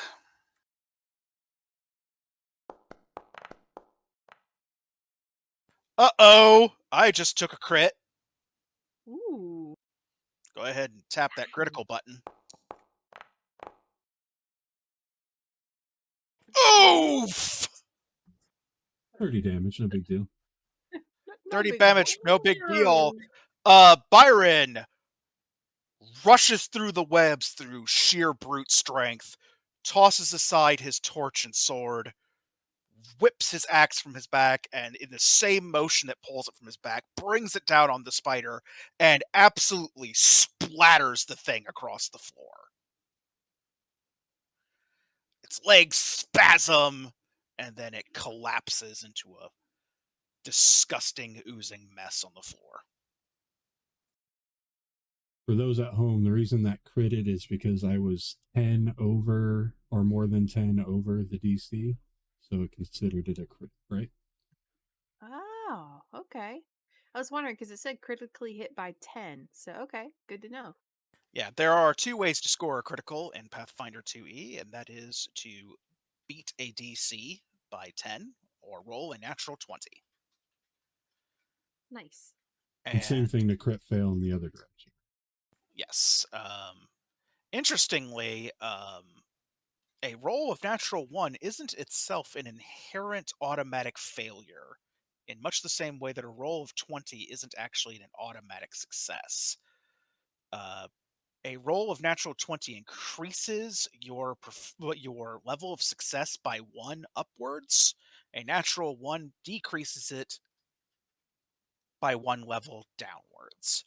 So If, for example, you have so high a modifier that even with a natural 1, you would still technically succeed, that still drops it to a failure, but not straight to a critical failure. Conversely, if the DC were just astronomically high, and even on a natural 20 plus your modifier, you're still not high enough, you could raise your failure to a success. Nice. It's a 1 level shift in either direction. And that critical failure, critical success mechanic applies to all kinds of things. You can crit skill checks, you can crit saves.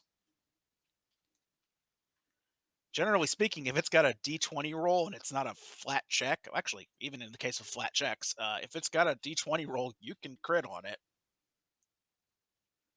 So sometimes your characters are just going to pull off amazing feats. In this case, dropping a spider to like negative 15 hit points, I think. Woo woo. Negative 14. You dropped him to negative 14. You shot him right past dying and straight to hell.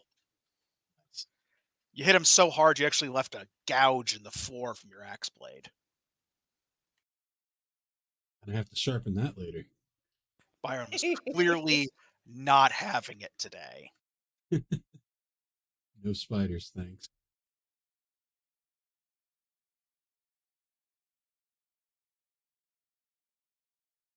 Awesome sauce. All right. Casting your gaze around the room, you notice the spider's lair is probably in here somewhere. If you can just figure out where it's hidden.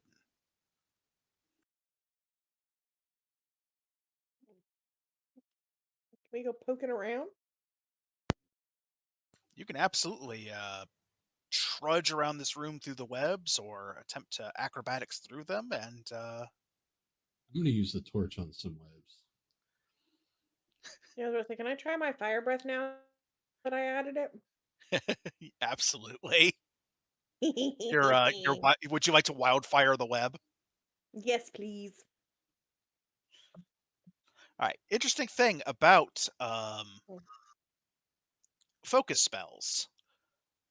They draw upon a special power source the caster has called focus. Your focus spells are specifically called order spells. And once you have expended that focus, it's gone until you perform your refocusing ritual. Every casting class has a different one. A Magus's is different from a witch's is different from a druid's. And your class will describe exactly how it is that you go about recharging your focus. Regardless of how it is accomplished, it takes 10 minutes to restore. Okay. So I could refocus it before, like, we get to the next room. Absolutely. You can definitely think of it as being kind of analogous to,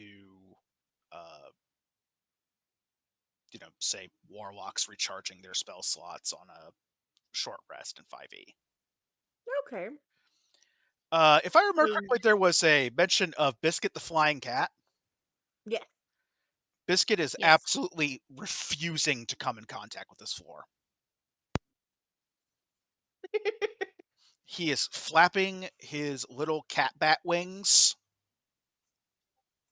and will land on his master's head or shoulders.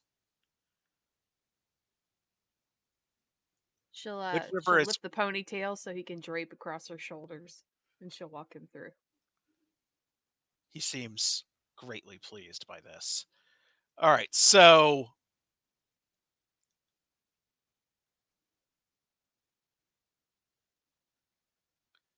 Celia takes a deep breath.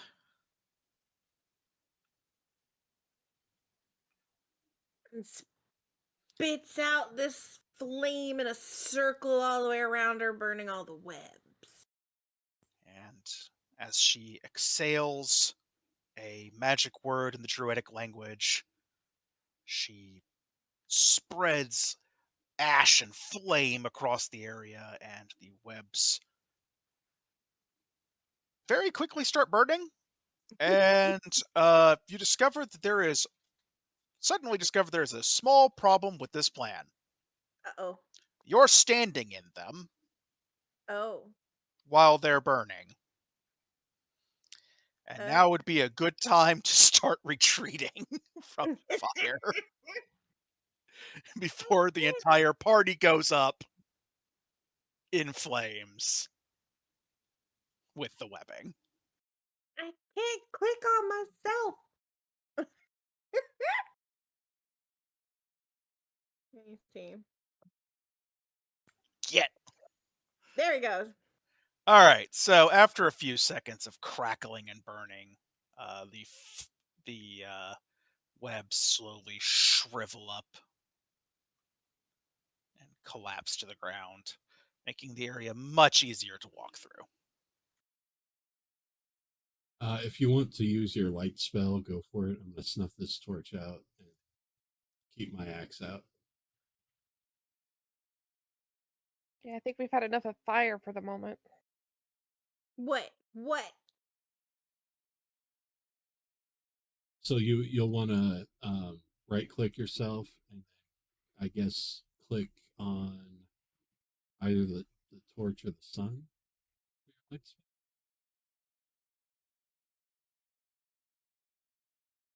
Whoa, that's quite nice looking. Little flickering flashlight light you got there. Nice. Work? I think it did. Yep, that worked. I'm just gonna glow like a beacon for everything now. Oh, I also Alright. cast light. My bad. I thought you were telling me to do it. You know what the best part about you being lit up like a beacon is that now enemies will head towards Byron's axe instead of Byron having to bring the axe to them. Yep. Yeah. Pirate going in the front. So yeah, we searched the area. All right. Now would be a good time to break out a perception check to seek. Cool. You're now searching the area. I will say I'm searching, but for some odd reason I can't move my own token. Why that is. I don't know neither. There's also some kind of weird green area in the background here. That you can go to your ruler thing on your far left hand corner toolbar, and then you can click the middle thing and hit delete. Oh, okay, cool.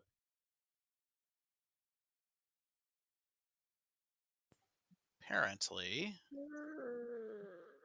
it is a 0 seconds wildfire. Apparently. So I see perception for my initiative. Where else would I see perception?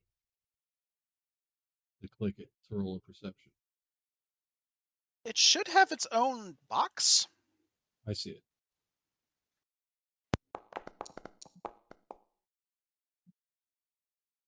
Where did you find it? It's above the initiative on your sheet. Oh, okay.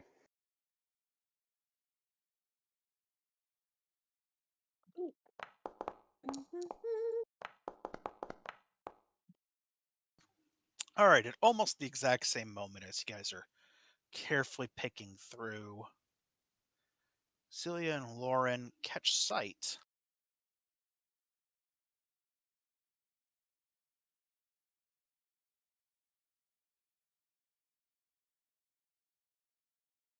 of a dense bundle of webbing that appears to have been tucked in this corner. This is where the spider laired during its meals. In this corner, you find a wrapped up bundle of bones and dried skin that looks like it was some sort of small reptilian creature. There also appear to be a couple of items of value tucked in there. There's a bottle containing a crimson liquid. It's a potion flask. And a short sword with a small emerald set in the pommel. So if you would like to loot that. Awesome.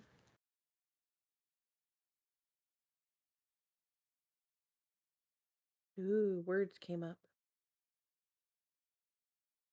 I believe you should be able to just take the loot off of there.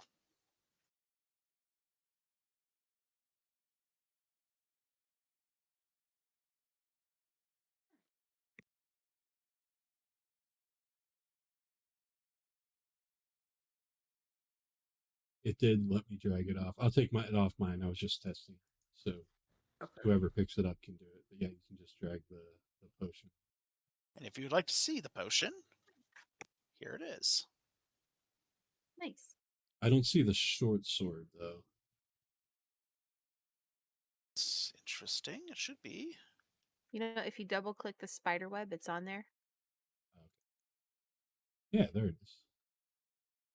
Should list finely crafted short sword and a healing potion.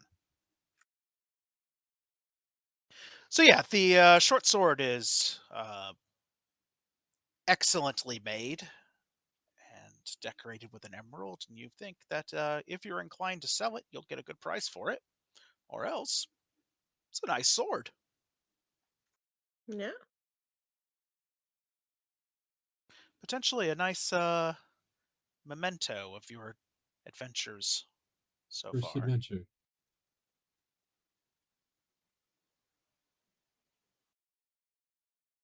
Put it on the mantle in our room in the lodge.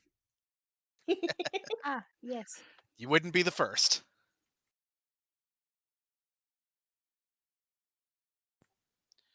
Other than the stink of dead spider, very dead, whatever that little reptile is, which has a horrible, musty smell to it, and the frankly unpleasant smell of burnt spider web, you think you're probably pretty done with this room. Do we want me to heft everything around since my strength is crazy, or Sure. Works for me.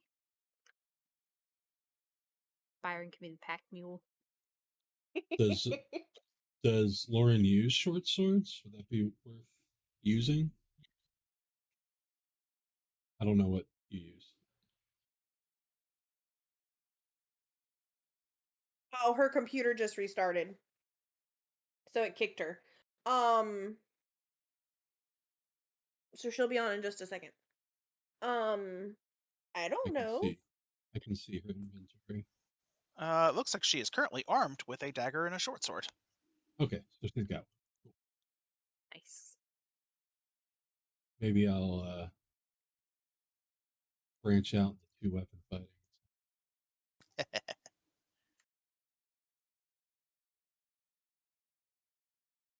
If I can't get you with the one big blade, Hit you with the two. Hit you with the tiny one. hit you with two little ones. Does it have any, like, it's just a regular old sword, there's no magical properties or anything special to it? Well, if any of you have the ability to perceive magic, I believe I Um, took this stuff because I'm a magical merchant, so I specifically took some things for the this stuff exact reason. the stuff's not in the loot thing anymore, nor is it in my inventory. So well, that's I don't know if somebody else picked it up before I did.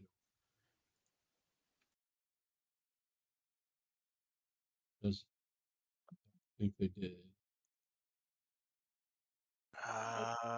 doesn't look like it. but we'll double check.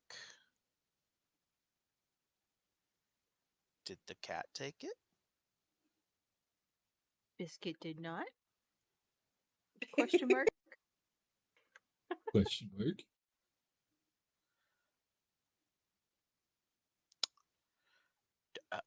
Okay.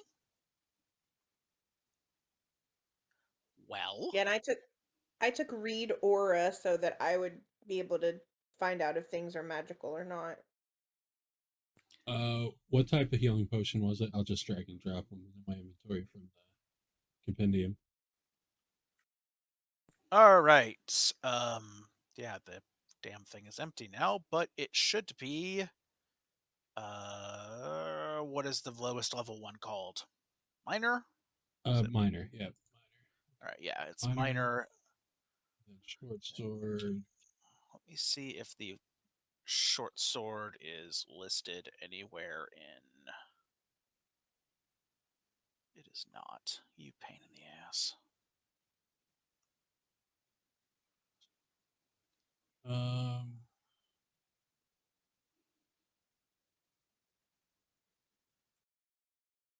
There's a ceremonial short sword in here that's worth some gold. How much is it worth? It says 25, but you can augment that. Yeah, I can fix that. So you want it to be what, worth 5? Yeah, that is correct. Finally crafted short sword. It's worth 5 gold. Yeah, I'm not sure what happened to your loot, but it just chucked itself right out of the loot box and into the void. So that's super neat. Have it in my possession. So, do we want to take a 5-minute break here? Sure, yeah. Absolutely. Yes. All right. Lauren's computer is rebooting for some odd reason. It decided to now choose to update without asking her. Oh, Sounds fun. about right. All right. So we'll take a 5-minute break. We'll be back and we'll continue. So, BRB stream. All right, I am back on stream here.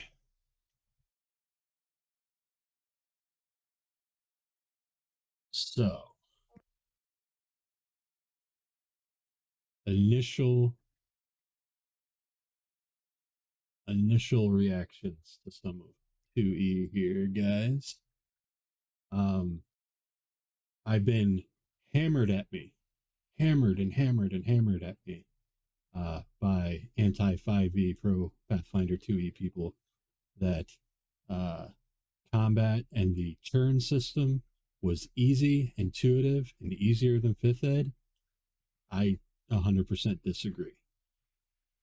It's way more complicated. And part of it I like, part of it I don't.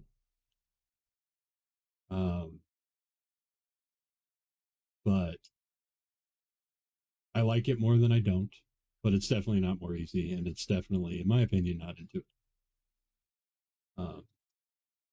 There's definitely more crunch. We knew it was going to be there. We're seeing. So we'll see. We'll see how it keeps going. It's just initial takes so far. It's definitely interesting.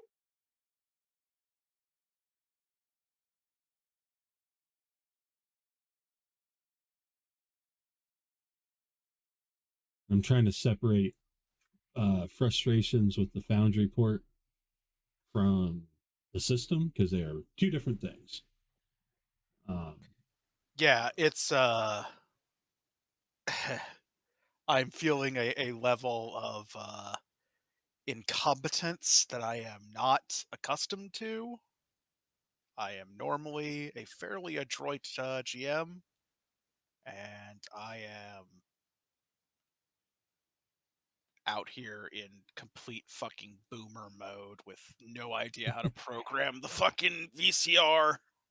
So what I'm going to do right now, I'm going to knock us back to the Stone Age. I'm actually going to turn off all of the modules in case they're interfering with the functionality. Um, so we're going to be doing things even more manually, but I think we're going to be okay. We got this.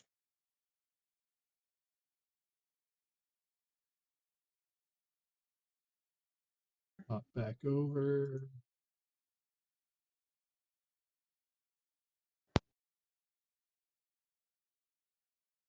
You need to stop rubbing on everything. Context is for the week. Well, I just assumed that was directed at a cat. It is. Sorry. Generally speaking, if I'm in a voice chat relating to a tabletop game and somebody is saying, "No, stop licking everything," or fucking, "You just stop rubbing your head on everything," I'm like, "Yeah, that's a cat." Yeah, he's molesting my everything. The laptop, the cord, the mic, the table, me, like what? Well, you see, whatever petty bullshit you're doing right now is not important. Not nearly as important as the attention needed by the cat. Oh no, I live to serve him. Well, at the moment, all three of them want her attention. Sorry about that. Aw. My computer has a mind of its own. Computers do be doing that. Doobie doobie doo. But yeah, to all the people in the comment section of the rules lawyer Pathfinder 2e content creator that was very adamant that the turn system in Pathfinder 2e is not only easier than 5e but perfectly intuitive. No, I disagree. I feel like that's so subjective that like you can't just like I don't know, you can't just say that with your whole chest to somebody like, "Oh no, this is absolutely the most intuitive thing ever." Okay, but have I been playing a completely different system for multiple years now? Okay, nothing is intuitive after you've been playing the same system for multiple years. Right. Like, Or in some of our cases many systems forever. Like we know we have to relearn shit, so we don't take anything at face value. yeah, I can't just like look at, you know, somebody who's been playing, Caltrop and Core and, you know, Age and 5e and Shadowrun and go, well, see, here's the thing. All you have to do is completely shift your paradigm and think about it like this. Like, is 2e relatively simple? Yes, but relative to what? Right. Relative to 1e? Absolutely. Relative to a game that had, God, how long was Pathfinder 1e out before 2e came out? A decade? Something like Yeah, that? probably something like that. Got a decade worth of, splats and bolted on subsystems and shit. And then, of course 2e looks like fucking child's play after that. You've been wading through that brambles for, years on end, but like you can't just unilaterally tell people that like, this is the simple system, or this is super intuitive, because intuitive is so subjective. I don't Yes. find 5th ed intuitive at all. I find 5th ed infuriating, in fact. Like it's not been often that I have bounced as hard off of a system as I have off of 5th ed. Whereas for me, fifth ed was very intuitive, and I took to it immediately, and it's my preferred. So it's all subjective, right? And you've got a lot of people that are like, I don't know, like there's always going to be the diehards for any systems, and there's going to be the people that are just absolutely going to fucking cape for any system. And God almighty, you do not want to get caught in the 5th edition D&D versus 2nd ed Pathfinder frickin' discourse on Yeah, we'll call it a discourse on Reddit. On the nightmare hell site that is the TTRPG community on Twitter, which basically has four modes that it's in, which is rabid defense of 5th ed. There are just some people that have made playing 5th ed their whole personality, and I'm like, it's cool that you like it. I'm not trying to stop you from liking it. I'm definitely not telling you to drop $60 on a core rulebook for a game that you may or may not like. But, like, y'all don't have to hurt yourselves excusing everything that Wizards of the Coast does, you know? Like, it's a game, Holmes. It's not a whole personality. Right. But I also understand, the emotional investment for a lot of people out there. Like, I can't spit on what 5th ed has done, which is, yeah, like it's a tabletop like renaissance right now. A lot of people have been brought into the hobby. And if you've been brought into the hobby by 5th ed and you don't want to move to anything else, then man, you don't gotta. You also don't have to get fucking heated on Twitter. As one of the angriest human beings on planet Earth, if I'm telling you you need to calm down, like... Yeah. All right, are we all back? Yes. All right, let's see if I can get this pony to... Where am I? Pony tab. This is wrong corner of the map. Y'all didn't want to steal the fisheries salt and shit, right? You're not worried about that loot? Okay, cool. All right, where is my map? Where Can you we at? see this barrel here? We can see past it, yeah? Well, you can see that barrel, that's for sure. Let me figure out where my... Everything reset after the purging. purge. I was going to say the add-ons purge. All right, let's see if this thing in its like stock mode is a little more cooperative.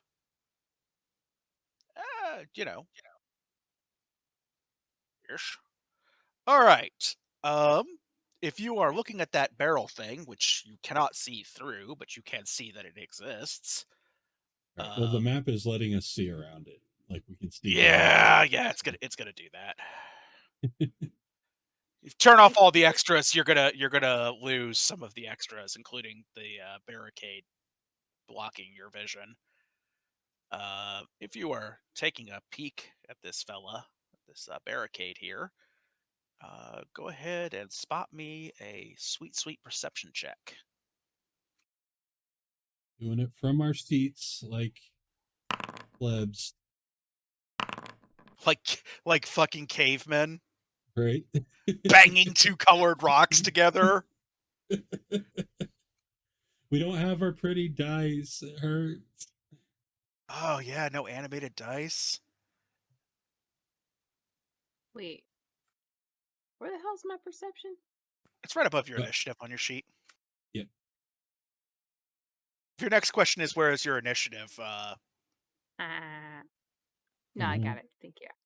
As the caveman do, indeed. Rolling as the caveman do. Banging rocks together. Shit. I noticed nothing. All right, so you do see a crude barricade, so you're not noticing nothing. I have some additional information for Byron here in a second, but the rest of you, you're in an intersection. After the web-infested cave, the passageway leading deeper underneath the streets of Otari appears to be mostly natural, but someone, or something, has worked to open the cavern and level out the floor, making the passage easily traveled. A crude barricade made from old wooden planks and part of a barrel blocks the entrance to a side tunnel, while the main passageway continues off into the gloom. All right, for Byron, who is standing close to the barricade and examining it, you hear a faint clattering noise coming from somewhere beyond the barricade.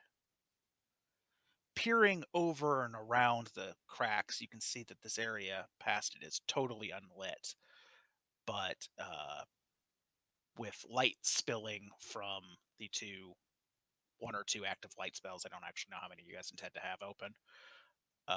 You can see the tunnel opens up into a larger room ahead, with a large rectangular object in the middle. Examining this barricade, you realize that it would be child's play for Byron to smash through it with his weapon. It's basically just a pile of junk. But Do we that want to would be pretty noisy. like getting things to come to us? That sounds smart. Do we want to go through this barrel? There's definitely a passage beyond it, or do we want to go further this way, this other way first? My vote is Byron Smash. It is also Agreed. possible that you could probably try and disassemble this barricade quietly if you were so inclined. Okay, maybe do that. And the good news is there are two applicable skills for that. You can attempt a thievery check or a crafting check. To attempt Neither of those are me. Attempt to disassemble this thing as quietly as possible. I might be able to craft. I am of no use here. Thievery is no use to me.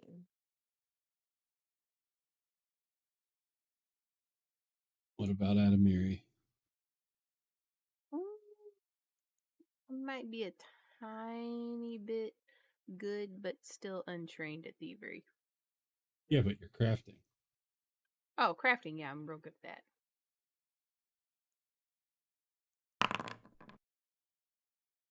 We can try to, Whew. I guess, let's try.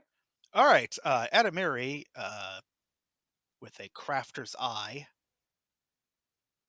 guides you guys through the process of tugging out nails, shifting the planks, kind of Jengaing this thing, and the barricade is soon quietly removed. I just figured out why you could see through it. It was because it was open. Ah, okay. There you go. Aha. Yeah, there's a cool little feature here on the Foundry where you can set up like walls, like barricades and shit, to work as a door. Yep. So this is barricade closed. This is barricade open. I don't know why it defaulted to open. Kind of ruined the surprise for you guys, but you know.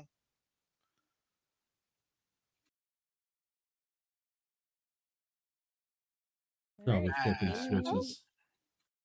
How would you like Alright. to proceed down it?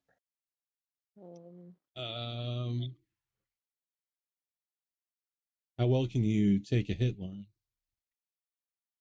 Um,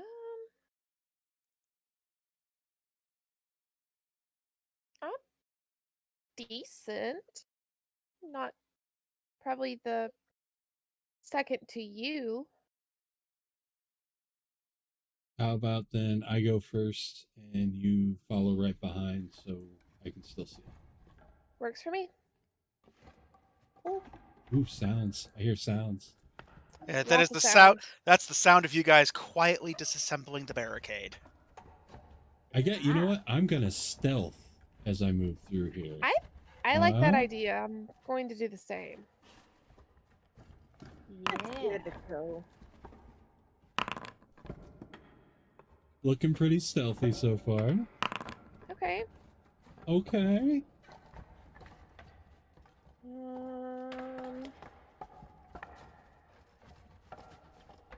Watch me ruin it. No, we're all pretty stealthy. All right. Once you guys have disassembled this thing, you begin creeping up the corridor. I'm going to make some secret rolls that you guys can't see. Should I stop right where I am, or should I go one further? You should. Or... You should. All right. I'm going to give you guys some narration here.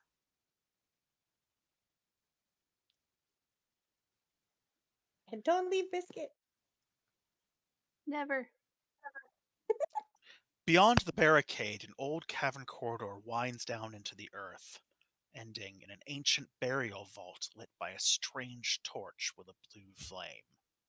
Alcoves line the walls, each one containing a rotten wooden coffin, while the center of the room has a raised platform holding a stone sarcophagus.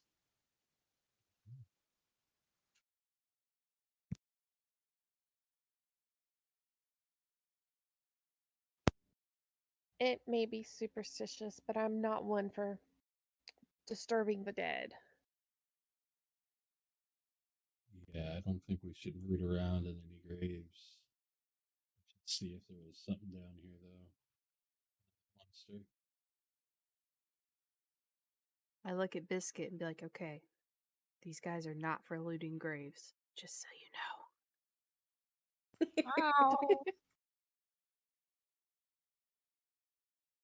Biscuit, who is hunkering down, low, stealthy, lets out a quiet May I something tells move you that he forward? agrees. Absolutely. All right, as you reach this area, you can begin rolling perception for initiative. Ooh, As you get the drop on the undead in the room. sweet. Once you start the combat counter thing, we can.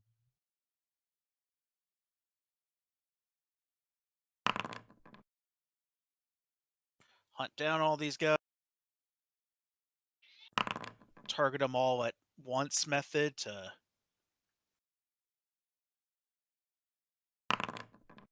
None of them are visible to me. That is correct. However, fortunately, your perception is the sum of your senses.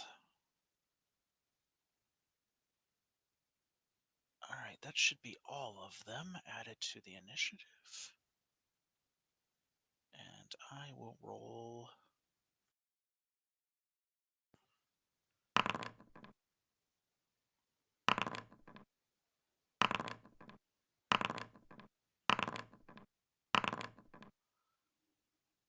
All right. Now I will reveal which coffins are a moving and a shaking. Now, here's some fun information for you. Because you actually got the drop on these guys and they didn't kick the door down, making a whole bunch of noise, they actually have to spend an entire action prying the lids of their coffins open, leaving them with fewer Suckers. actions to do battle with. Are they now visible? Yes. All right, they're still looking like they're see-through or something on the combat tracker, so I'm not sure what that's all about. Also, I'm not sure if it was the switch to caveman mode or if it was my choosing to try hitting begin encounter before rolling initiative, but my initiative worked this time. Nice. So I believe that gets us once again Adamiri at the top. Shocker. She's fucking fast. Hold on, it doesn't have me. I have to reload real quick. Sorry. I have to reveal the tokens on the board and then reveal them again in the combat tracker. That's why they looked like they were Yes. Yes.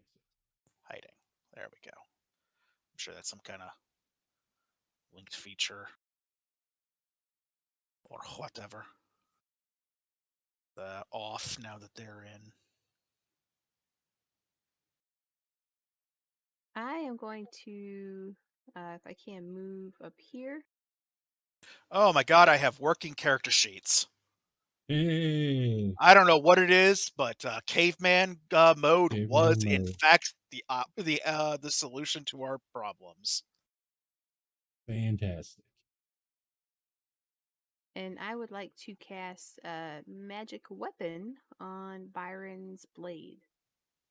Ooh. Ho ho ho. Hit that beautiful cast animation.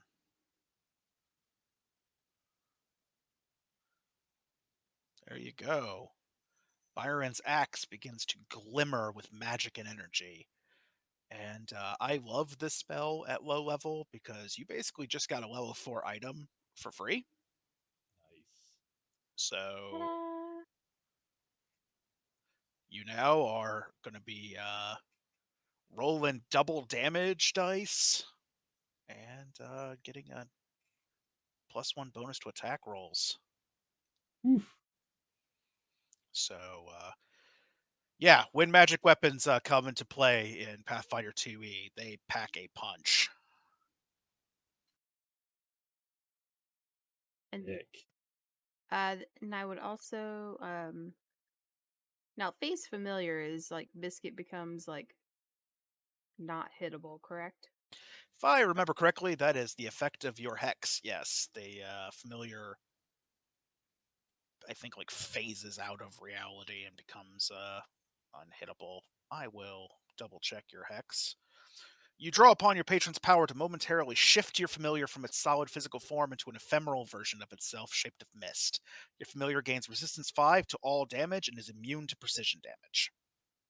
It's a face familiar as a reaction. So you cast that in response to something about to hit your familiar.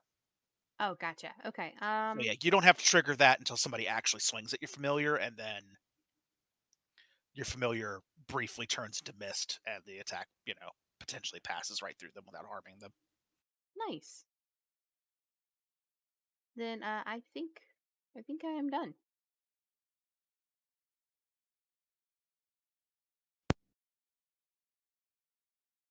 It's real interesting what the combat tracker did there.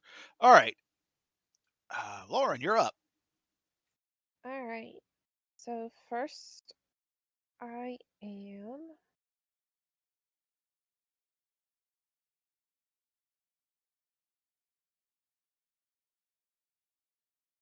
Okay, so I'm going to move here.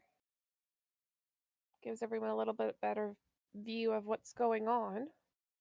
Yeah, you immediately light the entire cavern up.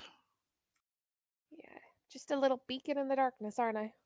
Yeah, you can with the light spilling to the room, you can see the coffin lids starting to buckle as the undead within begin shoving their way into the open. And then, okay, so I'm going to target this one down here in the. Maybe? Am I not able to target? Double right click. There we go. It's all So, different now since we're cavemen. that's all right. Hey, as long as it's working. And let's go with some electricity for these things. All right, is that See how I like the that. shambler down there in the lower left corner? It's a right corner. Right corner. Right corner, skeleton guard. Got him. Now Pop Pop should be able to have that token selected and hit that save DC to do that, ideally. Let's find out. Boom, I rolled. Dang. All right. And I think that was cast 2. And you move. I think that's all I can do, right? Because I moved and then that looks like it was a cast it. Cast times Cast 2? him 2. Yeah, that's Yeah. 2 actions. Yep, so that was it. All right. I still do not show the combat tracker or me being in combat. Well, you don't have the carousel anymore. You don't have a lot of the stuff, so you actually have to go to the combat tracker tab in the upper right hand corner. It's the fist. Okay. All right, Celia, you are up.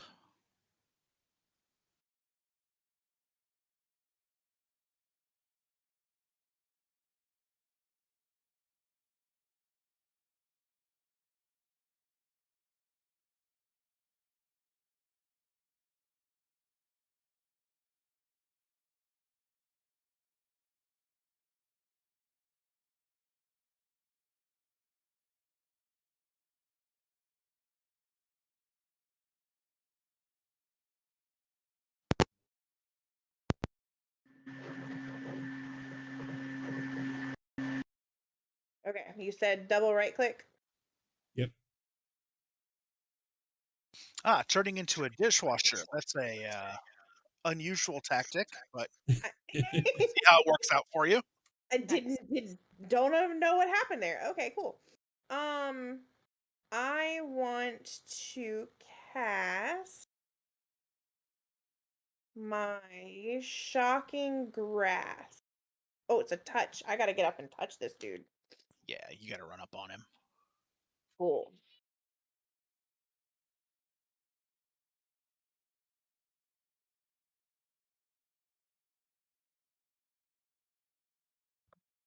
And so many windows. Attack.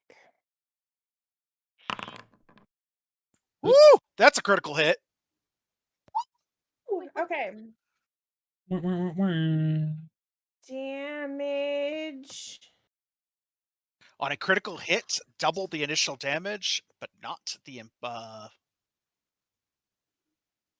not your persistent damage. And let me see, what kind of armor is this asshole wearing? Is he wearing any armor?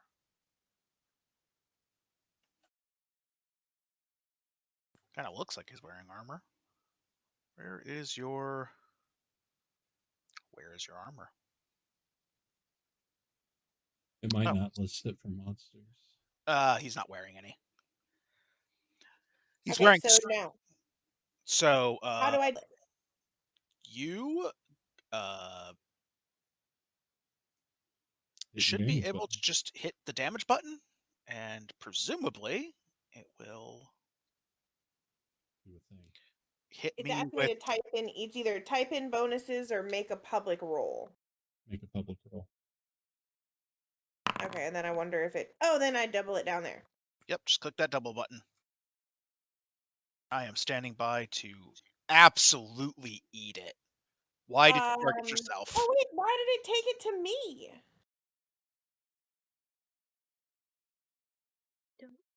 Don't do that to you. I know, right? Gonna give you your hit No, points back. And that's not okay. No, I you don't know got, what's going on. all right. You just blasted this zombie shambler in the face with this spell. Yeah, it's shit. I just blast him right in the. I just run up, put my whole hand over his undead face, and for 26. For 26. Okay. Lightning bolt his skull right off.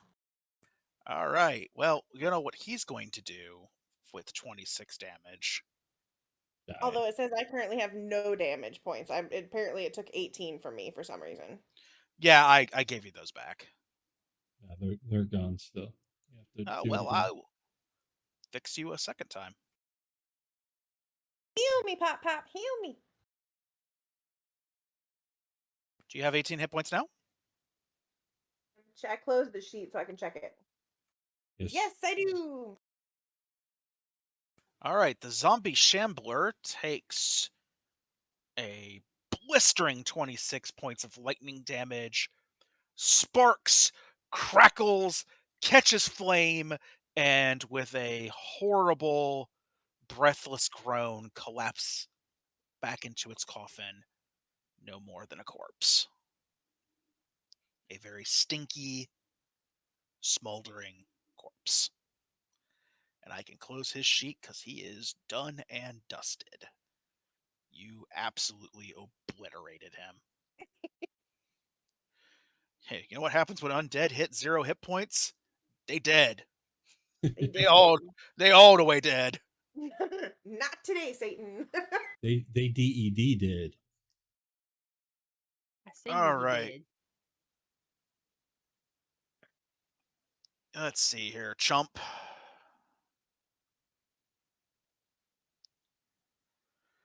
All right. Skelly Man is going to use his first action to stand, and his second to stride. And he's done. He's a piece of shit. He only gets 2. Skeleton Guard over here. He's going to boot the lid off of his corpse box, and he's going to pop out. Before the other skeleton guards can get in on this circus, unfortunately, the brute squad is up.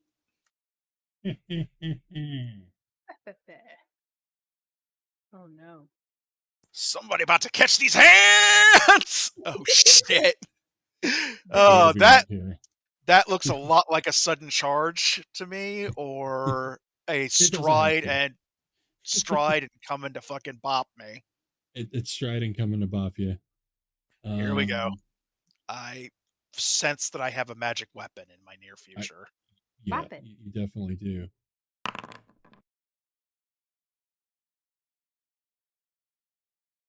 Whew, So, that'll tag me.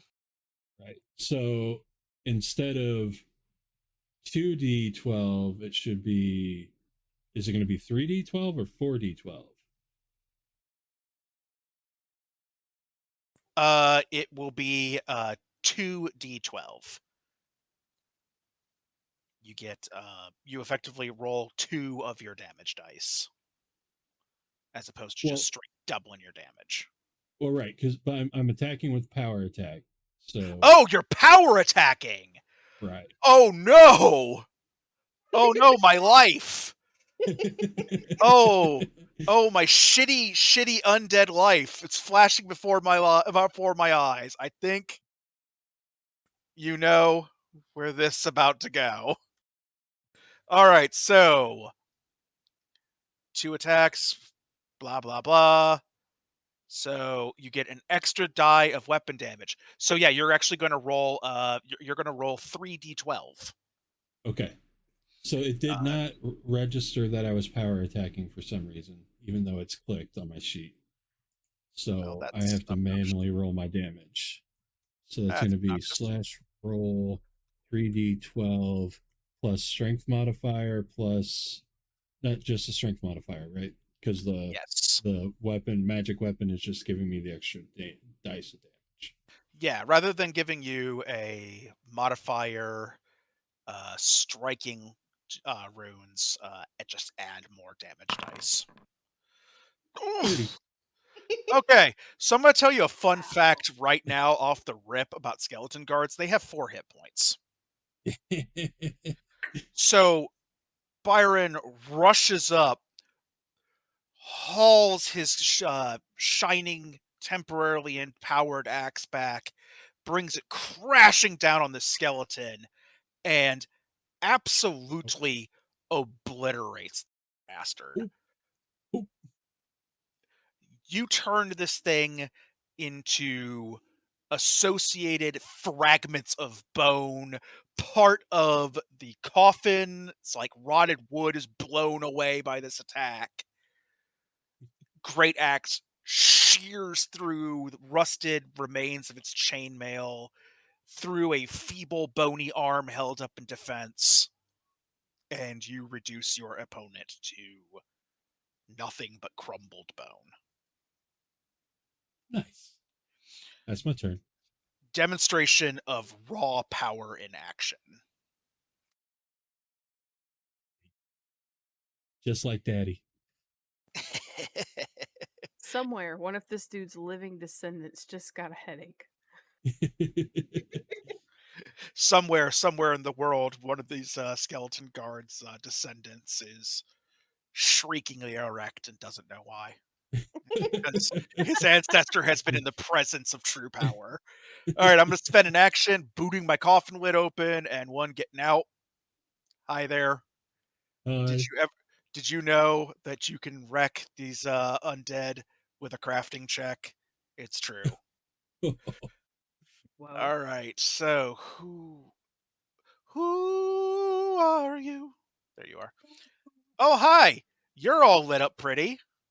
That's nice. I like that. Oh, hi, Mr. Skeletal. Hello. I see that you have good bones and calcium. Oh, no. Anyway, here's my scimitar. Shoot.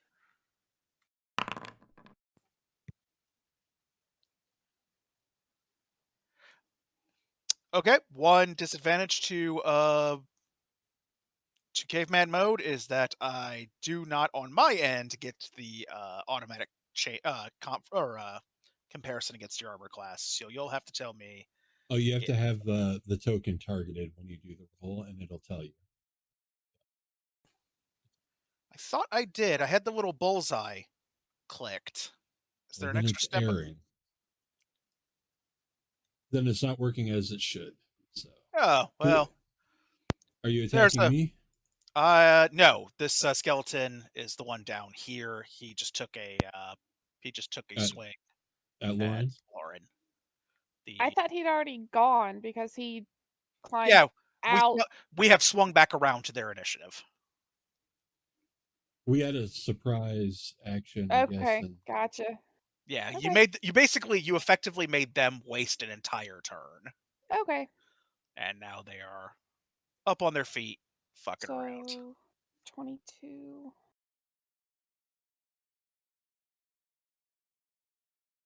Yep, that hits. All right, he is swinging a scimitar at you, the traditional weapon of all skeletons. All the way back to what do you want to say, Rob? 2E? yeah, It's when they first started rocking the scimitar. let's see. All right, you may have 6 points of slashing damage. How do I know if the type matters? If your character happens to have a resistance. Okay. And that was so much fun that I'm going to try it again. But with 5 less attack modifier.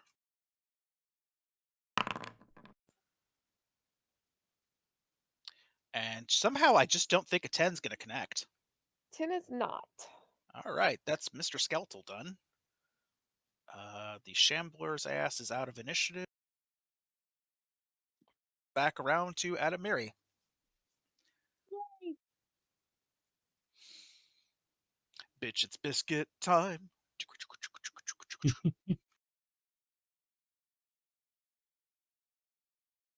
Magic meow meow. I am about to magic meow meow missile. Uh-oh. Beep, beep, beep. Maybe don't hit the one I'm by so I don't have to move. I will happily dive out of the way. Oh, fortunately, you don't have to. Magic missile will just go around you. Magic missile don't give a fuck. I'm telling her not to kill the guy that's next to me so I don't have to move next turn. Because it's fun to save your actions. Yep. Yes.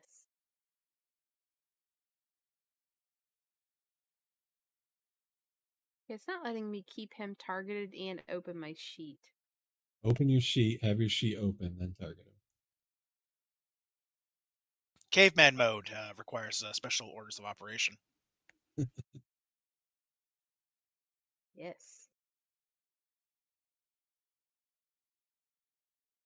Although you could potentially just kill the rest of these with this row of magic missiles. Because you get 3, right? Yeah. Yeah, if you like roll 3s or better each time, that's a dead skelly, that's a dead skelly. Okay, Well, that's there's one. one. All right, this guy is assume you're starting with the one directly in front of your pal Lauren. Yes. All right, he is toasted. Much obliged. Absolutely.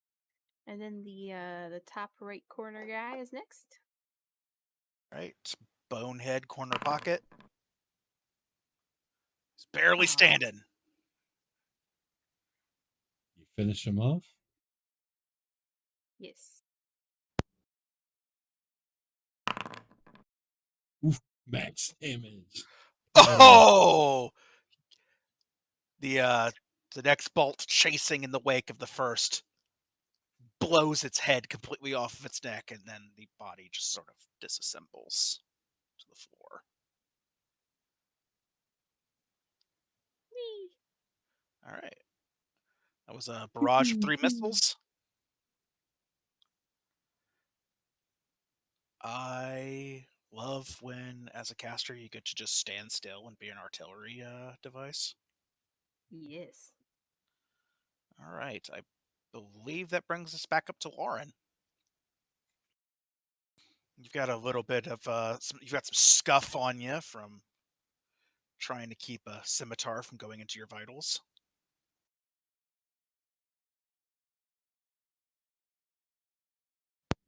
Something tells me there's Okay, about to be so- one less skeleton in the world. I would imagine. Maybe. If it, I guess I'm gonna have to. So when you stretch out the line where you have it where you want it, just hit spacebar.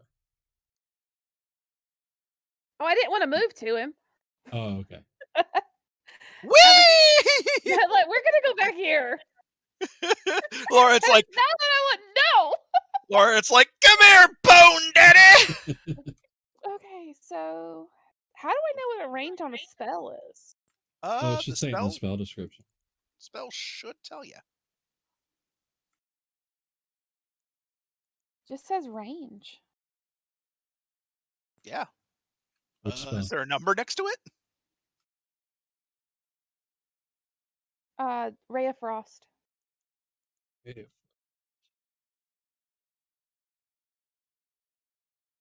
Unless I'm overlooking it, I don't see 120 feet. So I Let's should say. Oh, be able to... shite, you're good. Yeah, but it's That's- not letting me target. There we go. Got him lit. Hopefully it's got a little bullseye on him. Light him up.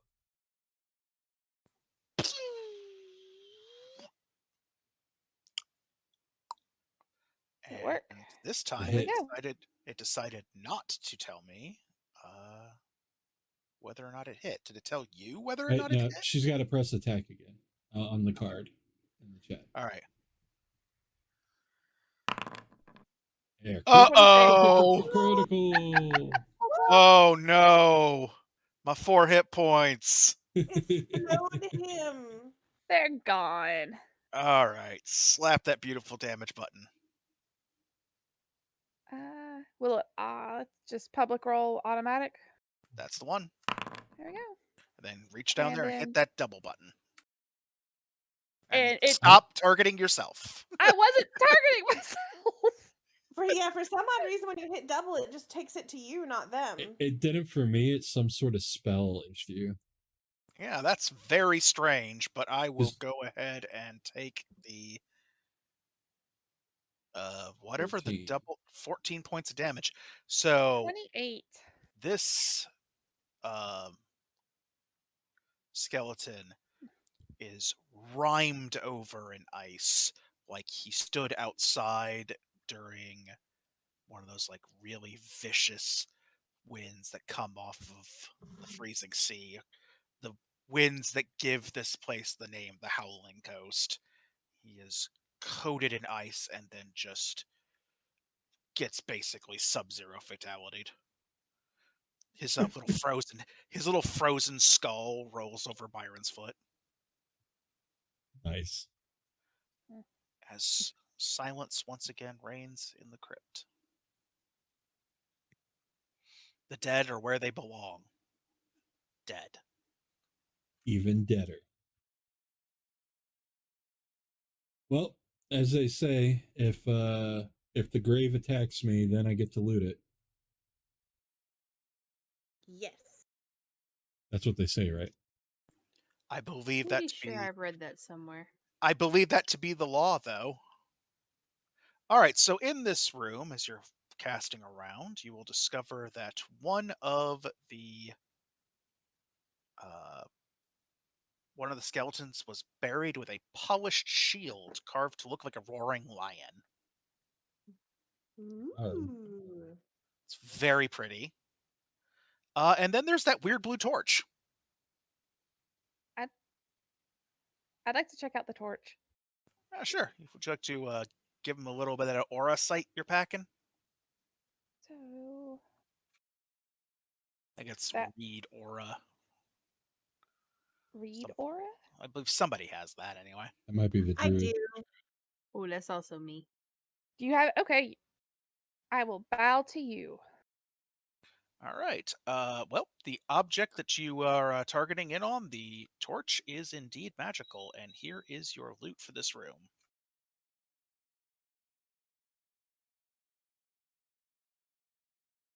I said, here is your loot for this room. Very interesting. Would you like to show them the loot? Nay? Up You say, here. oh, you fucking chotch. Just show them the. Hold on. Like an old game show when the curtain won't come across, and you win. Move the curtain. There it is. Can you open that and interact with it? Steal Yes. the So shit out there's of it. a polished shield and ever burning torch. Ooh. Byron, do you want the shield? It's a very pretty shield. I will carry it, but I don't think it's functionally better than the one I have. Okay. Other Another than look at trophy. swank. It might be functionally better than the one I have. I don't know. It as a trained martial combatant, it is exactly as good as any other run-of-the-mill shield. It's just pretty. Oh, okay, cool. I'm having Metal Gear Solid flashbacks. The engravings are nice, but they serve no tactical advantage. Yes, that. Ever Oh, burning okay. torch? So the torch doesn't give off any heat, so I could strap that shit onto me, or somebody can, and we'll just have a torch going. Yeah, you can absolutely treat that as a worn tool, and just have that tucked into a bandolier loop or something on your armor or on your clothing. And yeah, you basically just have a spectral blue flame on a stick that will cause you absolutely no harm, and is at worst slightly distracting sometimes. Not enough to really interfere with anything. You get used to it real fast. And we'll create a hood to throw over it when we don't want the light. My favorite two ways to hide an ever burning torch that I've ever had is to upend a drinking horn on it. And just take my drinking horn and plop it over the top. Or just shove the entire thing in my pocket. Nice. Chat Well, that says was to gonna be find my next fantasy question. duct tape. Yeah. Does it fit Absolutely. in your pocket? No, if we could put it in a bag. I am very fond when I'm playing characters that can cast the light spell of casting light on like daggers or swords, so that the owner of the weapon can just sheath the weapon when they want to hide the light. But I put it on like a secondary weapon so that it's something they can afford to just tuck away when they don't want to light up the room. Right. Also good to cast on shield bosses, copper pieces. Smart. All right, you I should did- be able to just snatch these off this card and add them to your inventory. Does Celia, do you need a shield, or do you have a shield and we're just hoping for better? I have one, but it's just a little plain old wooden shield. That's why I was wondering if it was any better. Even if it's prettier. It's a pretty wooden shield. It has the same abilities as your That's wooden like shield. pretty. Well, take it. It's all yours. How do I take it? I believe this thing's stat drag block it. is saying that it is actually a steel shield, not wood. Oh, is it? Though more expensive than wooden shields are much more yeah, it is steel. Okay, so yeah, it's a steel shield, so it'll be better for you. Just drag and drop it out of the loot box into your inventory. It is tougher. I have a steel shield, so it still stands for me. Nice, and it even says who took it. That's great. All right, so we're taking this one off and putting that one on.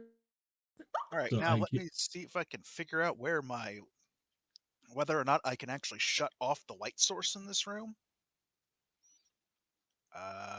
Since I am the light source. Oh, Yeah. you know what? Possibly it's very possible that in caveman mode I simply cannot interact with the light sources anymore.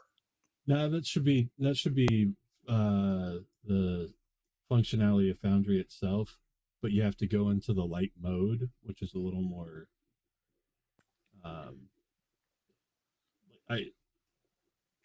if it's not that important, we can just leave it on. But yeah, you go into your light mode on the left hand side, the light. There we are. And then look around to see if I can figure out where this light source. There you are. Definitely helped out. There we go. All right, so the torch is now centered on Byron, so Byron is now a light source. Okay, now that I don't have my one of my many notes handouts here in the way, that's far more intuitive.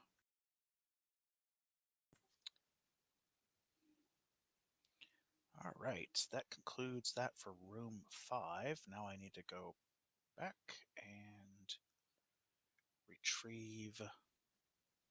So barricade. So what you have to do, because we don't have the torch module active, is you're gonna have to right-click my token, to go into its functions. You hit the cog, and then you make me emit the light that the torch would emit. Okay, let's see. A torch is. What an excellent looking question. A torch will give 20-foot say it's 20 radius foot bright. of light, and then 20 foot of bright, and then 20 more feet of dim beyond that. And this is the same except for it has a bluish tinge, a pale blue tinge. You should be emitting a light source. Yeah. And the light just moved with you, so I'm going to assume that is functioning as intended. Other people's lights, go back and let me make sure it's me. Yeah, okay. How do I turn the measure feature off?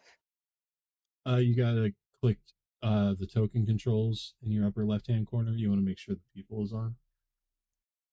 I'm gonna switch over to support again. I want to make one change to my light here. That's hard for me to describe.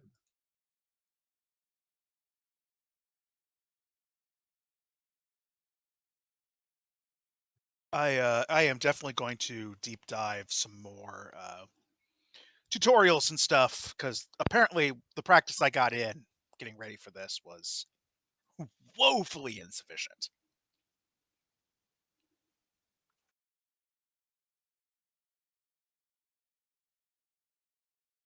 Update token. There we go. Now I'm flickering like a torch. And it's blue light. Because I'm that guy. It matters. Well, let's see if I have the correct portion of the module open. Sure looks like it. I hear stuff. Ugh. Oh, I hear gabbing. I hear kobolds. Yep, that's definitely Kobold noises off in the distance. You don't live with Blonde Solo for as long as I have and don't know what a kobold sounds like, I tell you. All right, let me figure out. Ah, yes, okay. Room number 7 is what I need for the kobolds if you want to go investigate them little boogers. Them jib-jabbins. Yub-yubbing off in the distance. They're Right. so noisy. Yes. I love it. They are just so bad at stealth at the moment. All right, so Because they're fucking with some stuff. yeah, they're doing kobold shit. All right, so we'll Can't come talk. back to this alcove. Can't talk right now. I'm doing hot girl shit. Doing hot kobold shit. Ooh, All right. ooh. I got something for you. Before Yeah. you step all the way in, I'll give you some of this so that you can make up your mind what action you want to take first. Wow, they are going at it. They're fucking making it happen, Captain. Oh my god, they are going to town. All right, keep it down, you little bastards.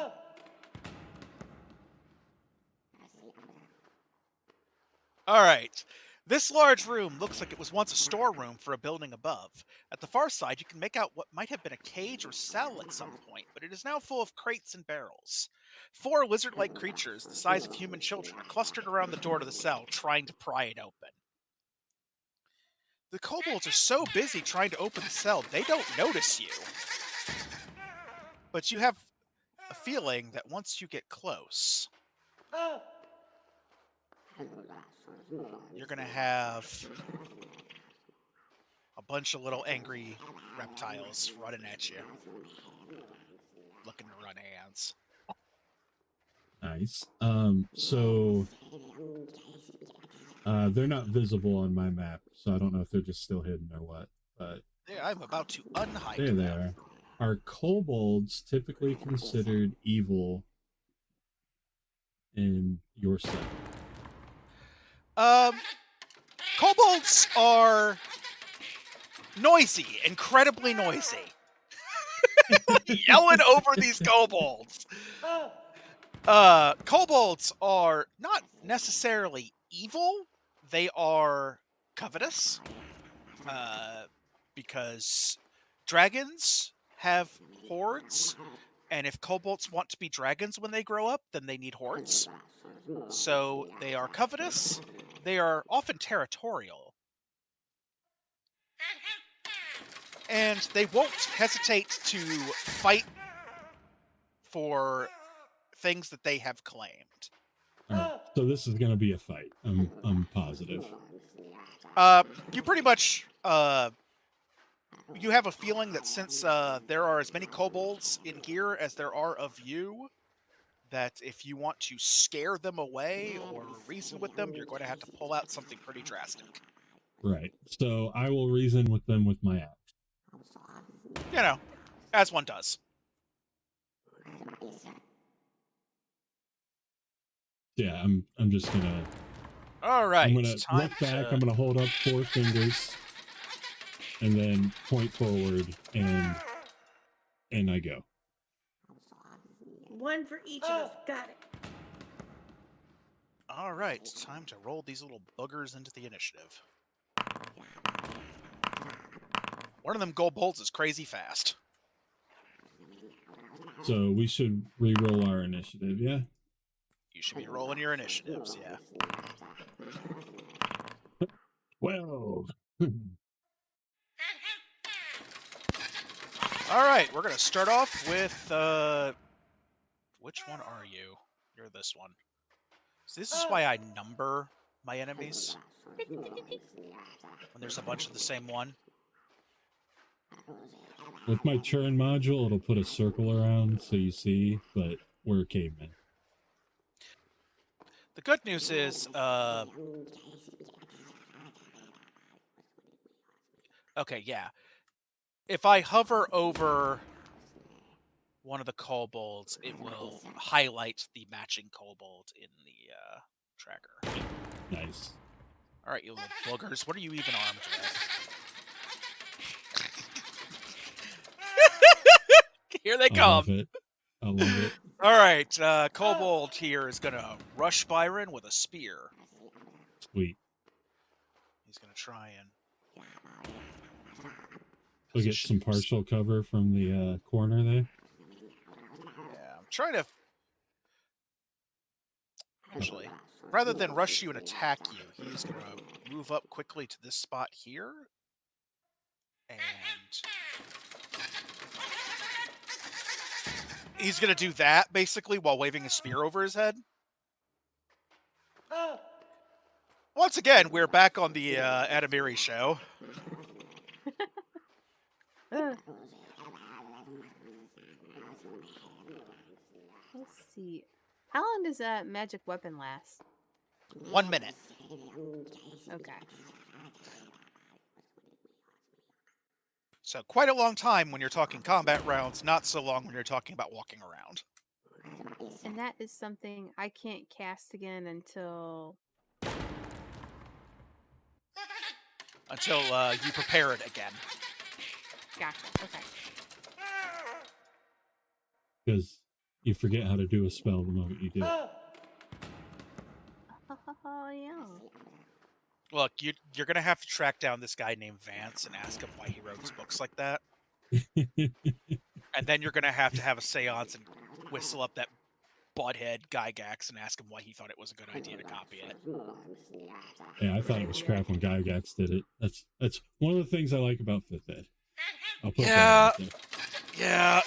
Yeah, just being able to spend goddamn slots on what I want to spend goddamn slots on is the reason why I play spontaneous casters so much in system that still use fancy and magic. I don't know why PF2e still does it. It's not even congruent with the rest of 2e's design philosophy, but there you have it. Yeah. I am going to cast Mage Armor on myself. Okie dokie.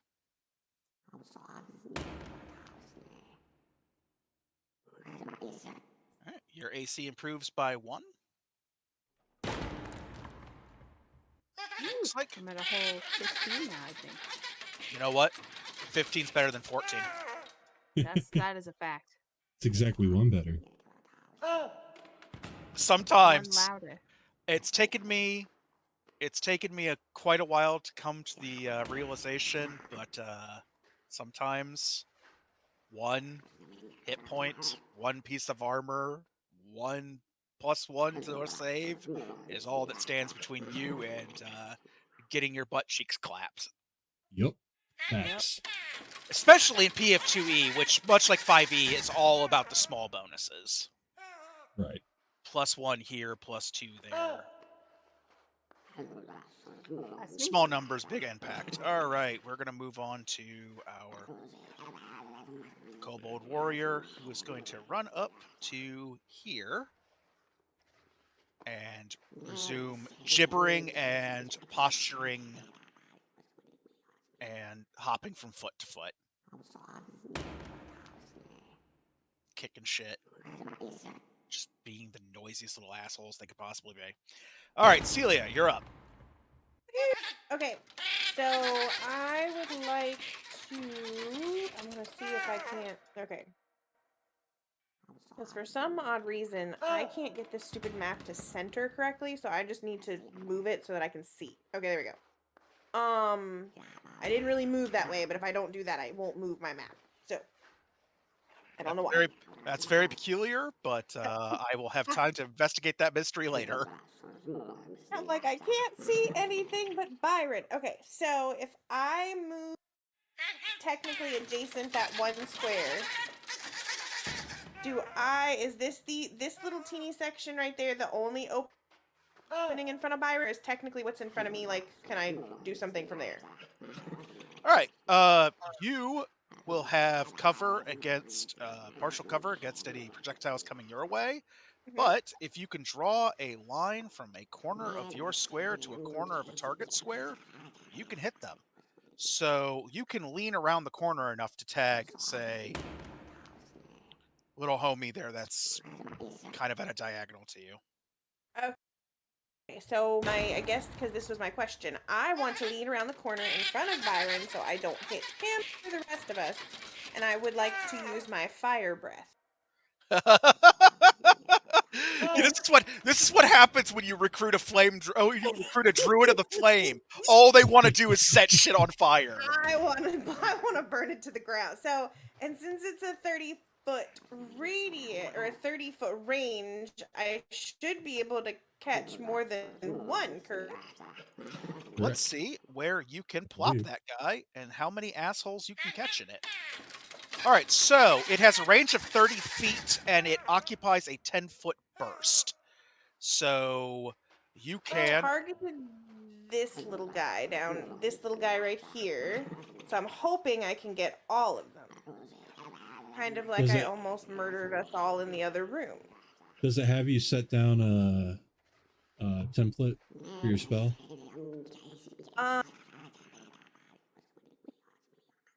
What does it say when I click the button? You have to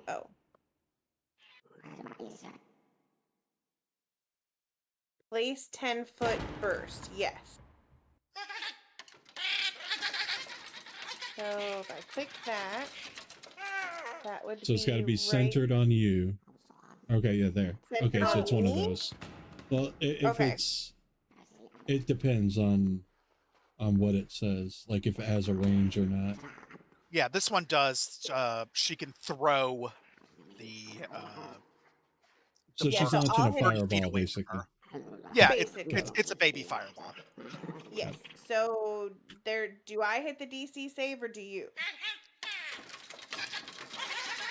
You know what? Let's try it both ways and find out. I know he does. Like, okay. I know Pop does. All right. You have to select them and go to town. I got them all targeted. I only have the one monitor, like a plebeian, so who primarily uses their machine for writing novels. So I have 3, and it's not enough. Have to juggle these things around. All right, time for me to try this save. Damn you. All right, so it's still doing them one at a time. Damn, no modules. All right, 1 second. So that bottom left-hand corner just made his save. All right, so I'm going to lose my shit with this window being in the way. I'm going to retarget you, untarget these two, since I'm going to have to do it manually anyway. All right. Save attempt number 2. That's a fail.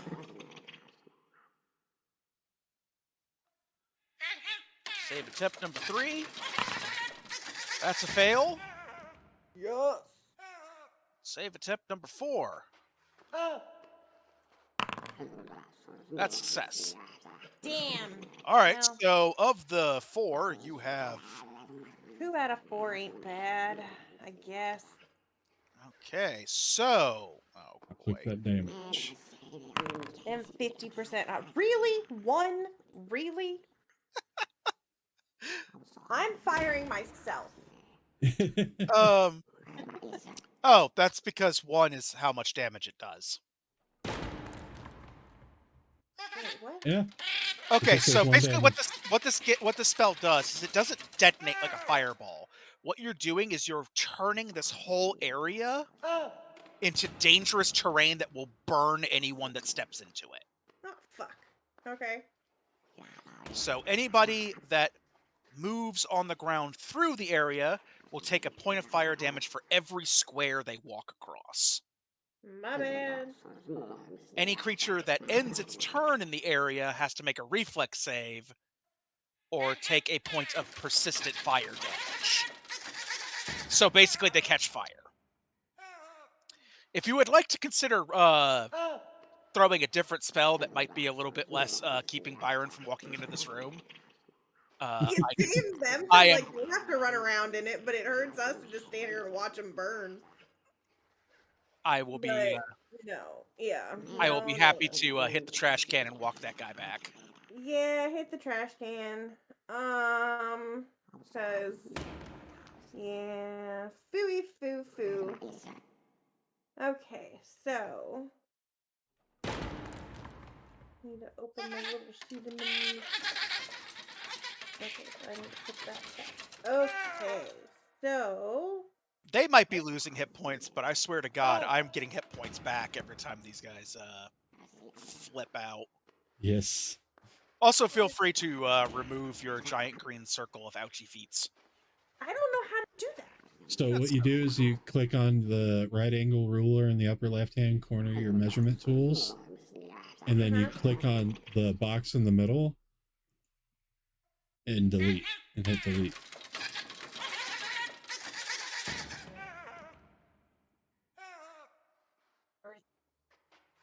Wow. Okay, so now.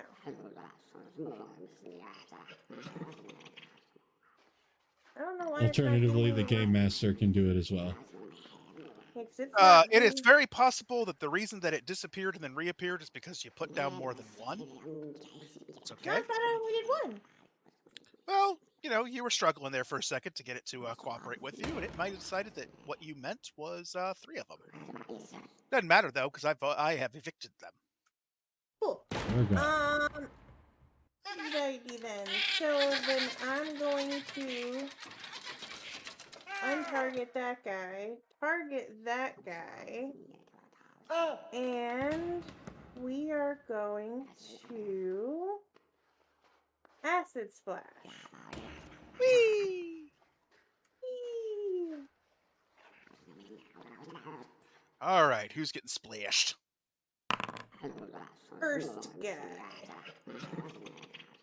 I miss him. Yes. Damn it. Very narrowly avoids being And then plopped in the Pathfinder head. 2 and I did move. Okay, cool. So I'm good. All right.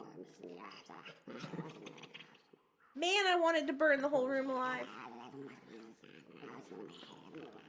Little Jawa noises will continue.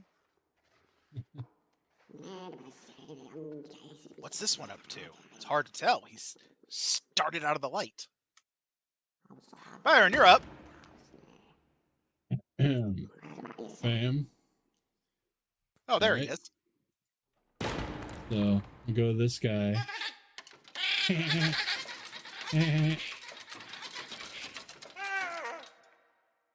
I'm going to regular attack this cat.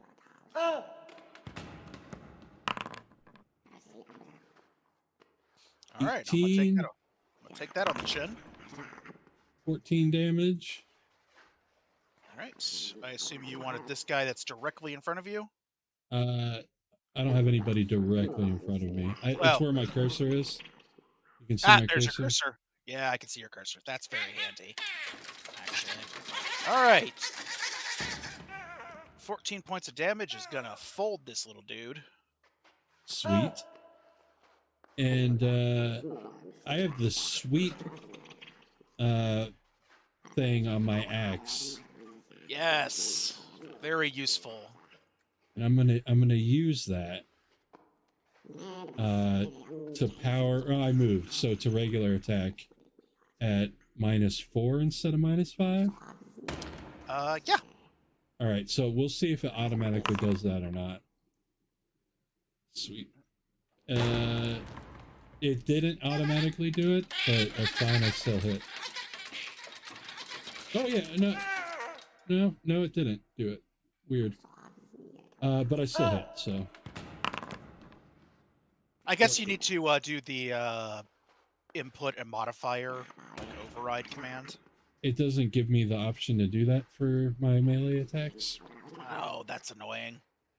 All right, so you sweep into this dude next to it, or opposite to the other guy, spectacularly ruining his attempt to lure you into a flank by killing him dead.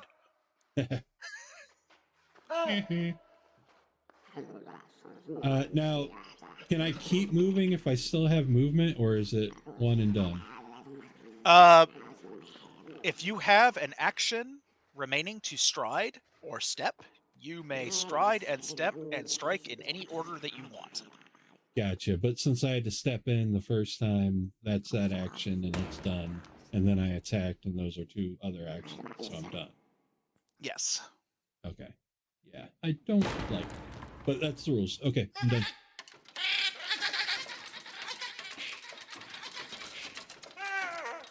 All right, Kobold warrior who is still standing.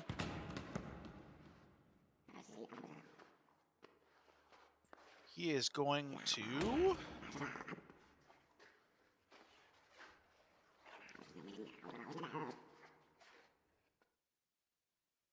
move here, move here,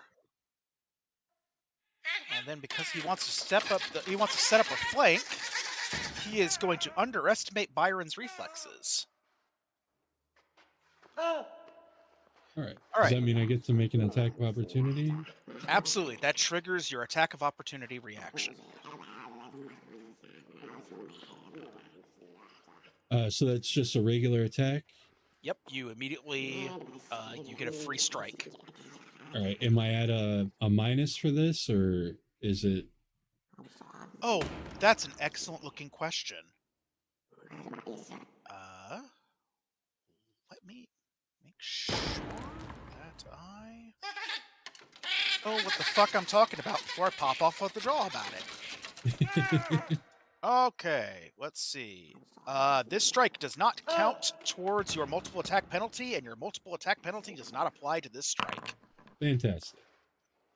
So he is going to take that, and he is going to commit Livent.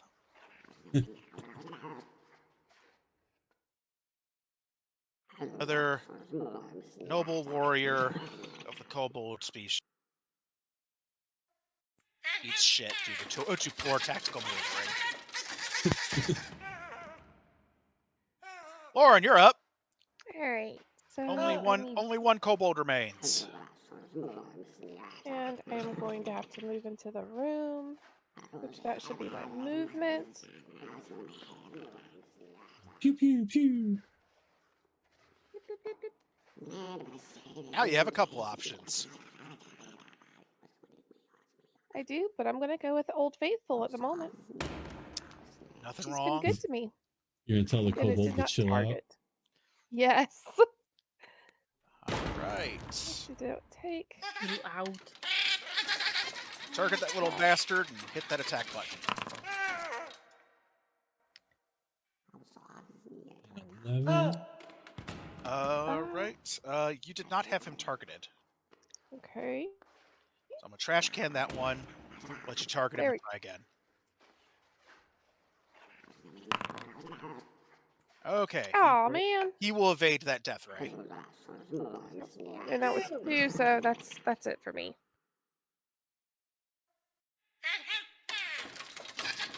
Adamiri, you're up.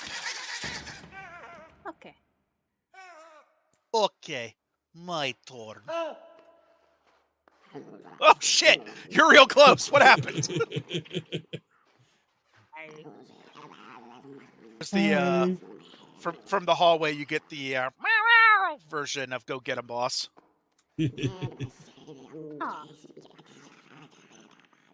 And I am going to. Get fucked up, stay fucked up. Yes. Where'd I put your hair on my hip? Oh no!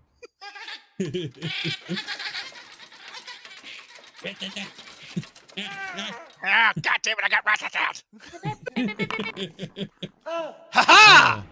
Oh no. Ha ha! We have found the invincible kobold. I'm so goddamn nimble. This the boss kobold. Unfortunately, Celia's up. Unfortunately for me, fine for you, but unfortunate for me. Right. Y'all just gonna bully this kobold. Well, I don't want biscuit. Okay, I don't know why I just clicked on biscuit. Everybody wants Alright. biscuit. Everybody wants a biscuit. Let's see. Let me target him. And we're going to... Mr. Biscuit's the name, making biscuits the game. Right.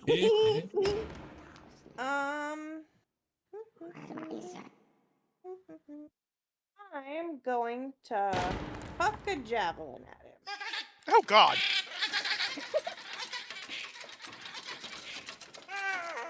Find him on here. Damn it. Inventory. Where are you? I gotta learn what all these little doodads mean. You'll need to move yourself into a position where you've actually got line of effect on him. All right. So you're not going to want to do inventory for stuff on this sheet.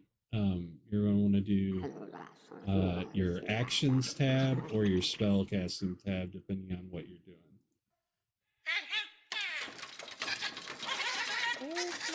There we go. Actions. There we go. Alright, so we gotta move first. So I have to... I mean, technically it's the shadow. I can see him, but I guess I can move right here. And then... Stand atop the corpse of his friend. I will stand on his friend and shuck a javelin at him. You do have several friends between you and him. Everybody duck. Is that possible, or do I need to move out of them too? You should probably continue your movement until you are no longer blocked by a bunch of soft cover, because he's just a little guy. Okay, there we go. Well, if I'm gonna get that damn close to him, I guess I'm not gonna huck a javelin at him. I'll just beat him. So that would be my long spear.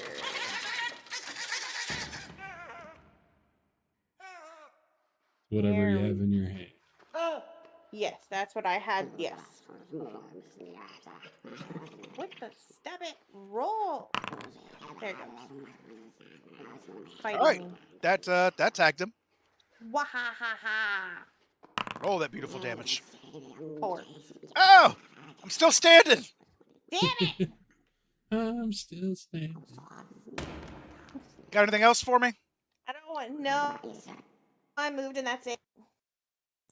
All right. Little kobold guy is going to use a special ability of his.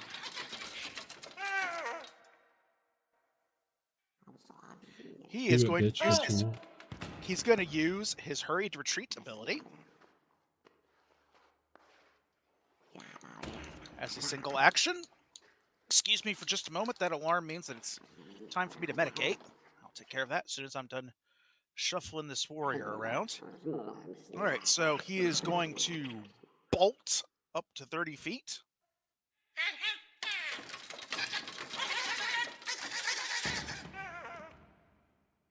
Right after he strides once, takes a single action to open this door, and then he is going to activate that and flee down the corridor. Get back here! You hear as he's running off.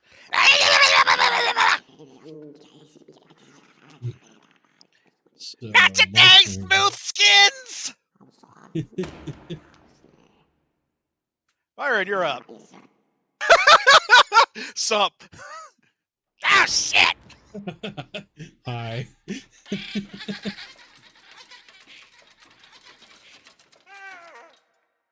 All right, so that was 5, 10, 15, 20, 25. So That's just a move. Yep. Okay. But great axe my question. I'm gonna miss. Attack again. I'm gonna hit. Do my damage. And he is folded. I was so close to wow. So now what you can do, if all the kobolds are dead, you can go to your sound button and then over on the left-hand side, and then find the speaker that's making the noise and right-click it to silence it. Shut up, you. All right, that's enough of that. All right, I gotta move off this square because it looks like I'm dead. It's not dead.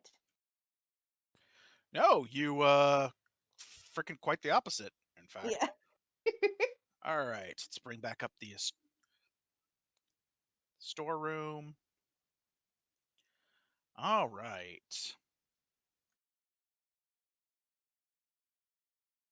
Well, looking at your fallen foes, you discover that many of them are carrying some dried salted fish on them. But you're pretty sure that 4 scrawny kobolds are just not going to account for the sheer amount that has been stolen. And it definitely wasn't the zombies, the skellies. No. There's something else here. No, they're not The- really the fish sort. The rats maybe a little bit.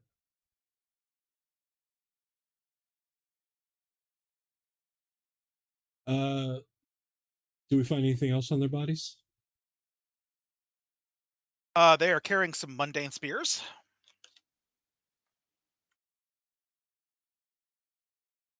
And like- some, Just some grays. yeah, they're basically just they're just spears. Boo. You can sell them. And then of course there is the locked door that they were hammering away at. Anybody have a good way of opening that? That's not my key. I don't think so. I have some thieves' tools, but let's see how rusty I am at lockpicking. All right, you have a couple of options for breaching this door. If subtlety fails with the employment of thievery, Byron can always step up and try to shoulder ram it open and break the lock. Let's try the thieves' tools.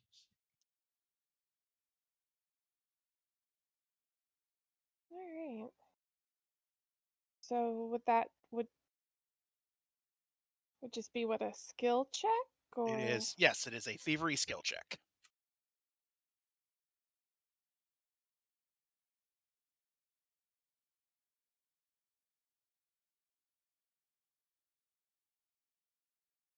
It's probably not be great, but we'll try it. You got this. Fortunately, the lock does not yield to your demands. You don't got There was the saying that I could be rusty on this. And if you're not So- rusty, the lock definitely is. It's all the lock's fault. So I move this kobold that's in my path here, and I charge the door with the shoulder block. All right, roll that beautiful athletics. And Do I get give any circumstance? give yourself a +1 to the circumstance for getting a running start before slamming into it. The +1 will make it a 12. All right, the door resists your impact. Good news is there's nothing that's stopping you from trying again. Yep, and that's what's gonna go down right now. 13. Still standing strong. All right, one more time, and we got to try something else Could because we, this hurts. if we maybe froze it? Do you think that would make it more brittle? I mean, it might. Just don't make the floor slippery. Any other ideas?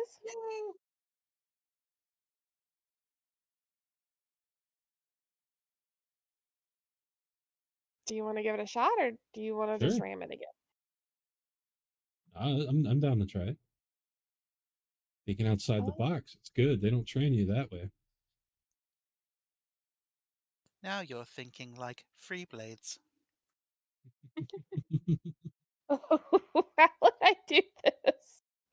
All right, what you're going to do is you're just going to ask Byron to step to one side, line up your shot, and you're going to cast your Just I assume cast it. you're going to be firing your ray at it. Oh yeah. All right, just gonna cast the spell, line up your shot, and the AC of a lock is not tremendous. It's a stationary object. So just roll attack. Hit your attack button. All right, you Ooh. nail the lock. Apply some ice damage to it. Okay. Well, I will move out of the way. And Ooh. there you go. And that is the And there you DC. go. That is the DC entirely. Byron blasts the door open. The lock shatters off the hasp, and the old cell door swings open with a shriek of old rusty hinges. Nice. All right, inside this room. Once I remove that door or remove that lock from your presence, you can. Then I'll even open it for you. Just open. Oh, somebody's gonna be real happy. Inside the cell is a pile of old crates and a few barrels. Most of these contain long spoiled food and stained cloth. One of them contains a small pile of treasure. 200 silver Ooh. pieces, a gold ring worth 5 gold pieces, and a beautiful +1 short sword. A I think magic. somebody, Wow. I think somebody here wields a short sword. I'm pretty sure. Yes, I do. And is anybody else?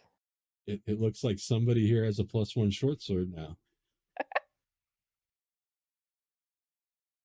Yay. So you should be able to just drag that into your inventory. I am pulling it up now. And then we all get 50 silver. I'll put the ring in my inventory. Does it automatically split the silver between us, or do we need to just add it? I don't know. Uh, Here, let me see. So Oh, it'll let you move a certain amount. So I'm moving 50. And here's now a fun there's thing where I get to mention some Freeblade lore. awesome. It is the Ooh. job of the venture captain of each venture company of adventurers to determine how the party divvies loot. It is one of the most important responsibilities, in fact, to make sure that the glory and the coin are passed around in a manner that the entire party agrees on. Nice. Also, one Yeah, of the few ways that you can absolutely get your ass kicked out of the league is to have your party members go to the proctor one too many times and tell them, "Look, this dude's pinching our loot." right. Peter. So basically, I just played by the rules without knowing to play by the rules. You know what some things are? Instinct. Yeah. Also, might be because I set up some of the lore of the Free Blades to kind of represent, how adventuring parties tend to work, Yeah. how players tend to run their shit. All right. So yeah, everybody who hasn't, just go up and click on the loot there. I think everybody did. Just subtract your 50 silver. Yeah, they're there. All of them in the chat there. Nice. All right. So there's another door over here by this guy I squeaked. Right, Is, is the, as you approach that door before you hit it, uh, do me a favor and bust out a perception check. bust out, busy bust out perception check of 15. Okay, nothing seems particularly amiss about this hallway. Sweet. I love that. I love that for me. All right. As Byron steps down to check this door, the stone underfoot grinds into the floor. You hear a clunk Oh no. from above. As well, Celia's fine. She wasn't in the hallway. As the ceiling comes crashing down. Oh. Biscuit phase. Yeah, absolutely, absolutely. If one of these things is going to connect with Biscuit in it, you absolutely can react and have him vanish. All right, so this reaction occurs.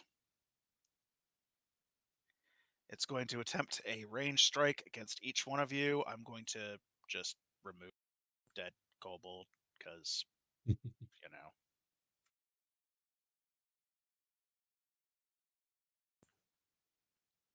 All right, we're going to start by dropping a rock on Byron's head.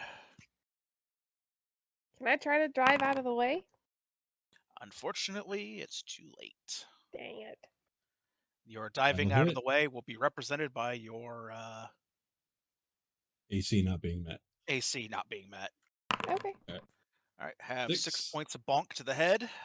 6 points of bonk. Got it. Fortunately, Byron has a very hard head. Facts. All right. Now we got a bonk on the head for you. With another roll of 25. Feeling is very good at bonk. You may have ceiling bonk. The ceiling's almost as good at bonk as I am, so yeah. All right, I'm going to fish around until I find a biscuit. Am I targeting biscuit? I really can't tell. I'm just going to move you for a second. There we go. Now I can't see Biscuit. Amazing. Biscuit, where are you? Biscuit! Here, Biscuit. Get back here. Biscuit has already Biscuit's like- phased. Biscuit's like, no, I don't want So I couldn't see Biscuit. No, I have dipped. Say nah. Nah. In true All right. Tabletop. Is a 10 going to hit Biscuit? A 10 will not hit Biscuit. Biscuit evades. Don't fuck with Oh. Biscuit. The cat's too good. Reflexes. The cat's Grace motherfucking cat. All right. 16. Bonk bonk. Will you accept this bonk bonk? Unfortunately. You may have 5 points of bonk bonk. Okay. I will stick you back in the hallway. All right, so yeah, the ceiling comes crashing down on your heads. It turns out there was some kind of lever built into the floor, which dropped a counterweight and slid a small pry bar out of the way, or a small curved metal bar out of the way, releasing the false ceiling to come crashing down on your head. I think I bit my tongue. Like, are you guys okay? Dust fills the air, stones clatter to the ground, That wasn't great. but no further injury befalls you. Get the fuck out of there if I can. Absolutely, the door will not impede your progress.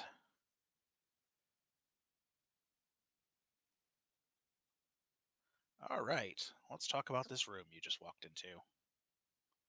It's a valuable lesson to sometimes go last. The door to this chamber silently glides open to reveal a long room. 2 stone statues of priests stand in the corners along one side of the room, facing a towering statue of a man holding out both of his hands, palms up. In front of the statue is a stone altar holding 9 golden coins. A voice suddenly booms from the statue.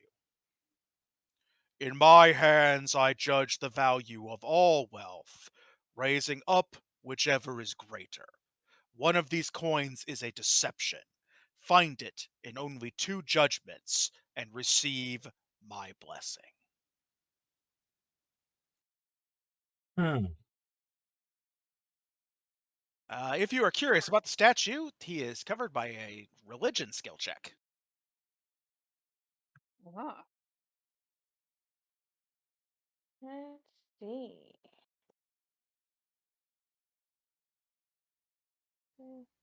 Can you roll untrained in this, or do you have to be trained? I believe there are actually untrained. Well, there you Don't go. don't worry about it. Adamari's got it. Untrained, but I'll try. All right. Oh well. Whatever. Adamari recognizes this figure. They look familiar. Have seen him many times before. This statue depicts Roathic, also known as Greatheart and the Welcoming Host.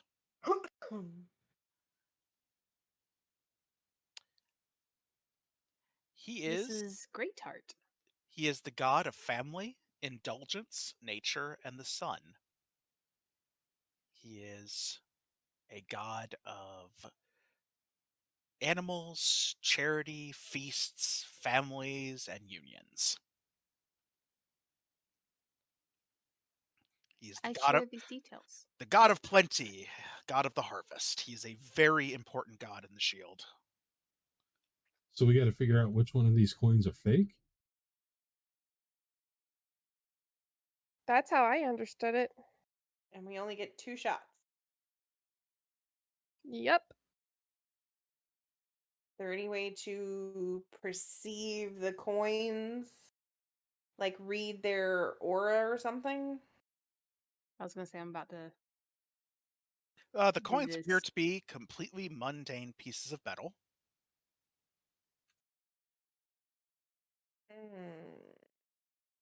Certain secrets. Yeah, well, there you go.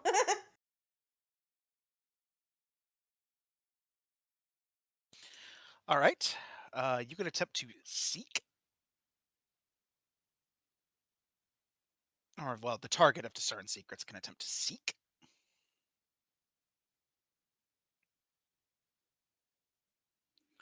To try and examine the coins. What do I roll for that? Perception. Perception. Okay.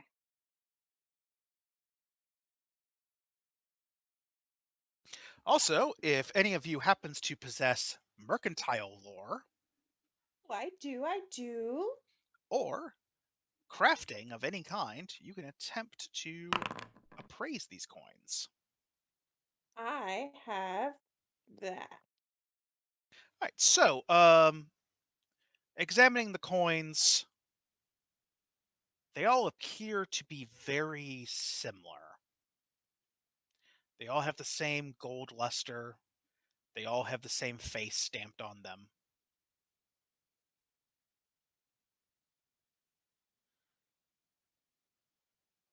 Something tells you, though,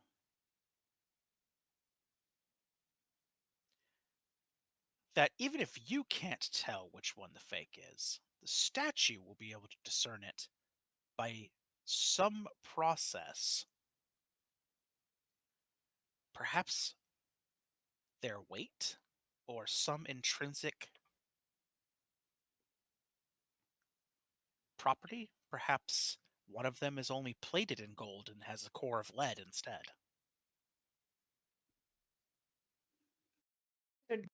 Anyone have a magnet? mercantile lore? Pardon? Do I do a mercantile lore? Absolutely.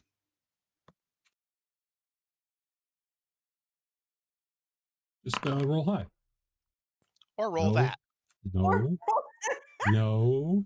Well, as it turns out, on this altar are 9 gold coins. Woo!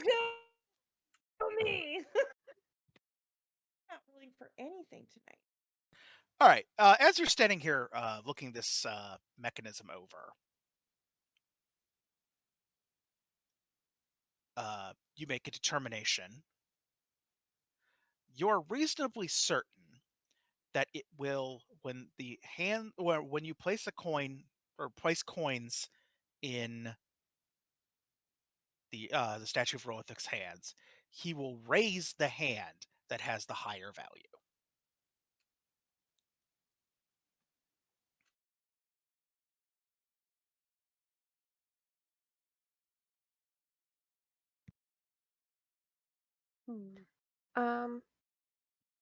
We could try splitting the coins in half and put half in each hand and holding back a coin.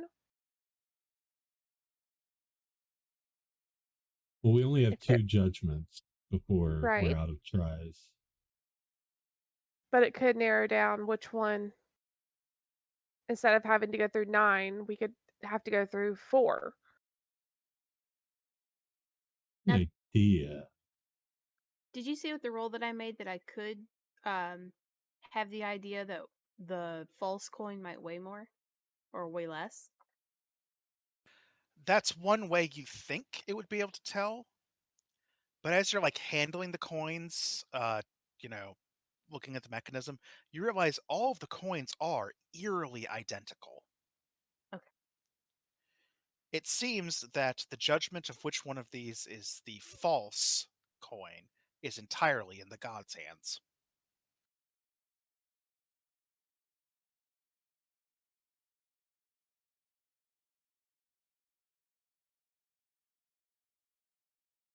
How about we scoop up these coins, shake them up, and then just pull one out randomly. Let fate decide. That's God business, yeah? Yeah. All right. As a consensus or as chosen by the person who's going to pull the coin from the hat, pick a number between 1 and 9. Well, first, does everybody agree? Sure. Sure. I agree.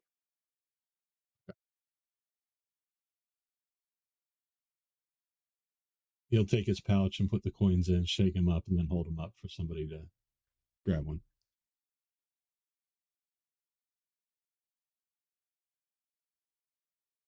Whoever grabs gets to pick the number, I suppose.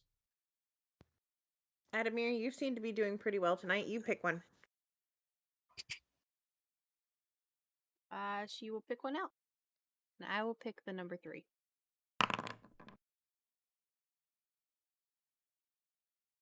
Yeah, I got 3 question marks. Nailed it. Yeet.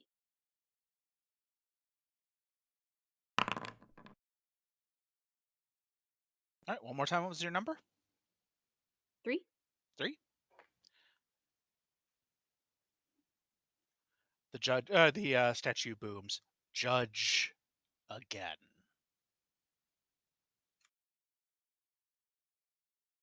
You can pull that coin out. Yeah, that coin's done. So we have 8 left. Can I crafter's appraisal on the 8 remaining coins? The coins are incredibly identical, down to having the same tool marks, as though they were all minted exactly identically at the exact same stroke. Ooh, okay. Does anyone have some water? See if maybe one displaces more water than the others. That's a Just say I have a water skin.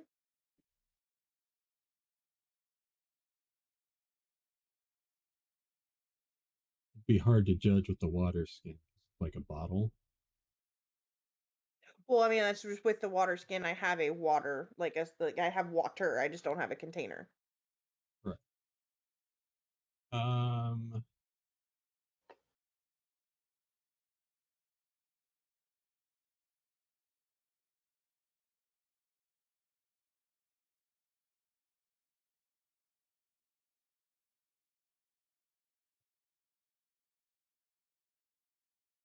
You know what? Our shields.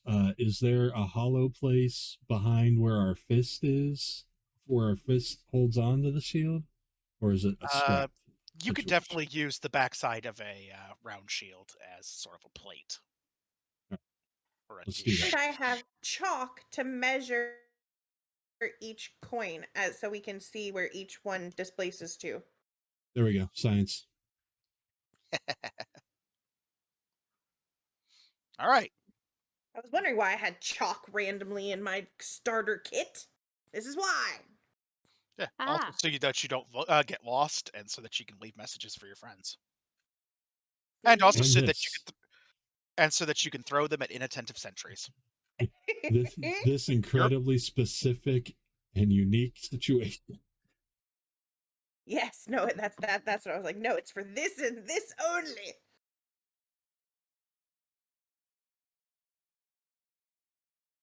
All right, so I guess we begin the task of testing each coin and marking where it displaces to. Are there any differences? This takes a while. In fact, you have to run the test a few times before finally you settle on a coin.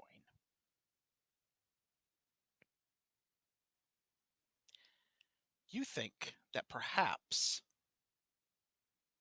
you have the coin that is false.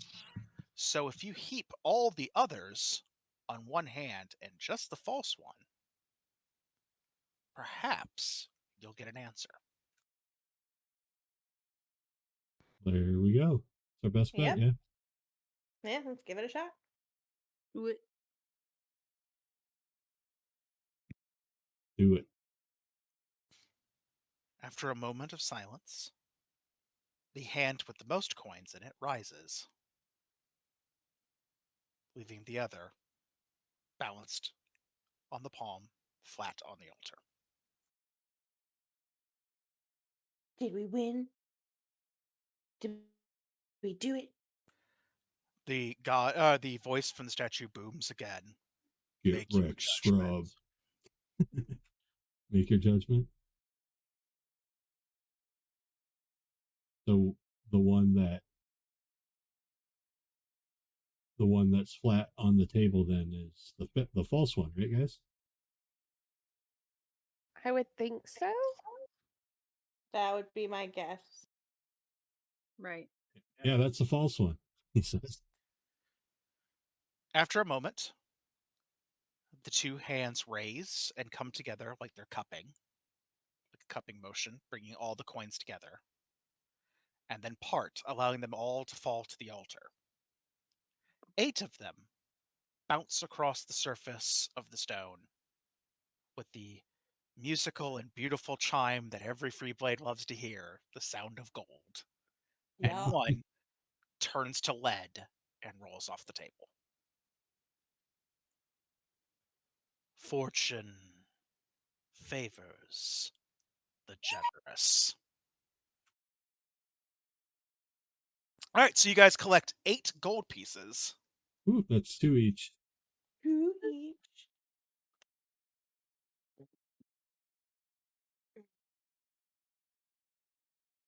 As do that.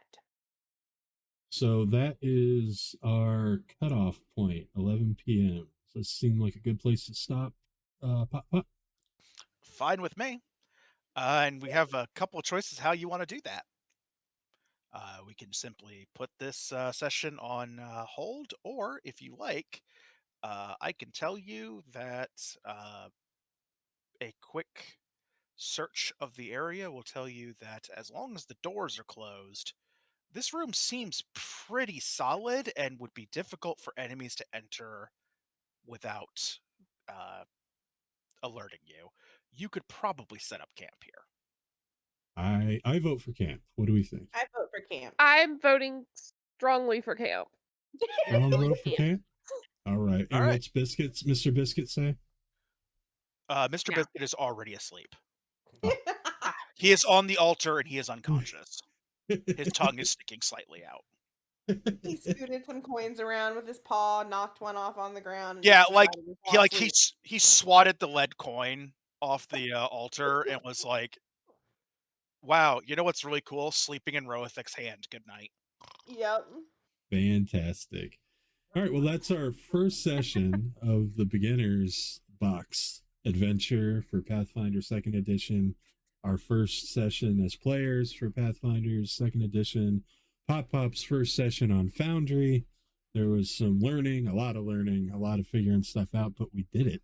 And I'm pretty excited. 2 weeks from today, we'll pick this adventure back up here on the channel, and you'll be able to rewatch these adventures on the YouTubes as soon as I get them.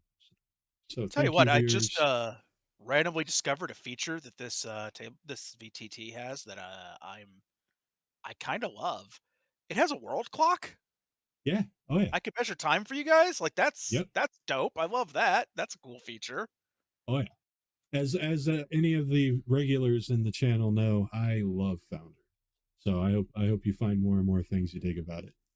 But You know, it's interesting. Like in caveman mode, I think it handles really well.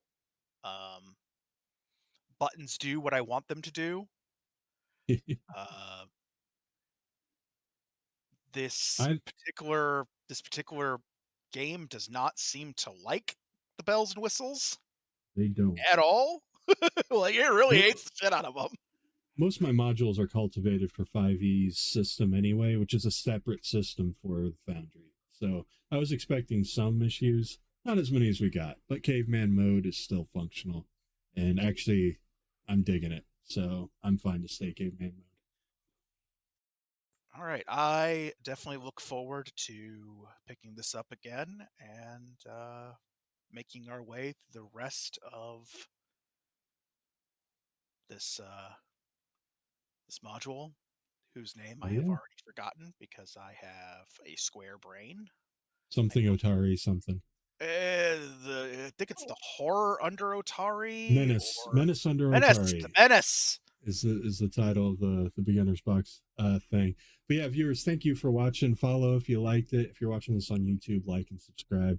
And leave comments, ask us questions about our game, about our characters, and we will respond because we do that. And thanks for watching. We will catch you next time, guys. Bye. Bye. Bye.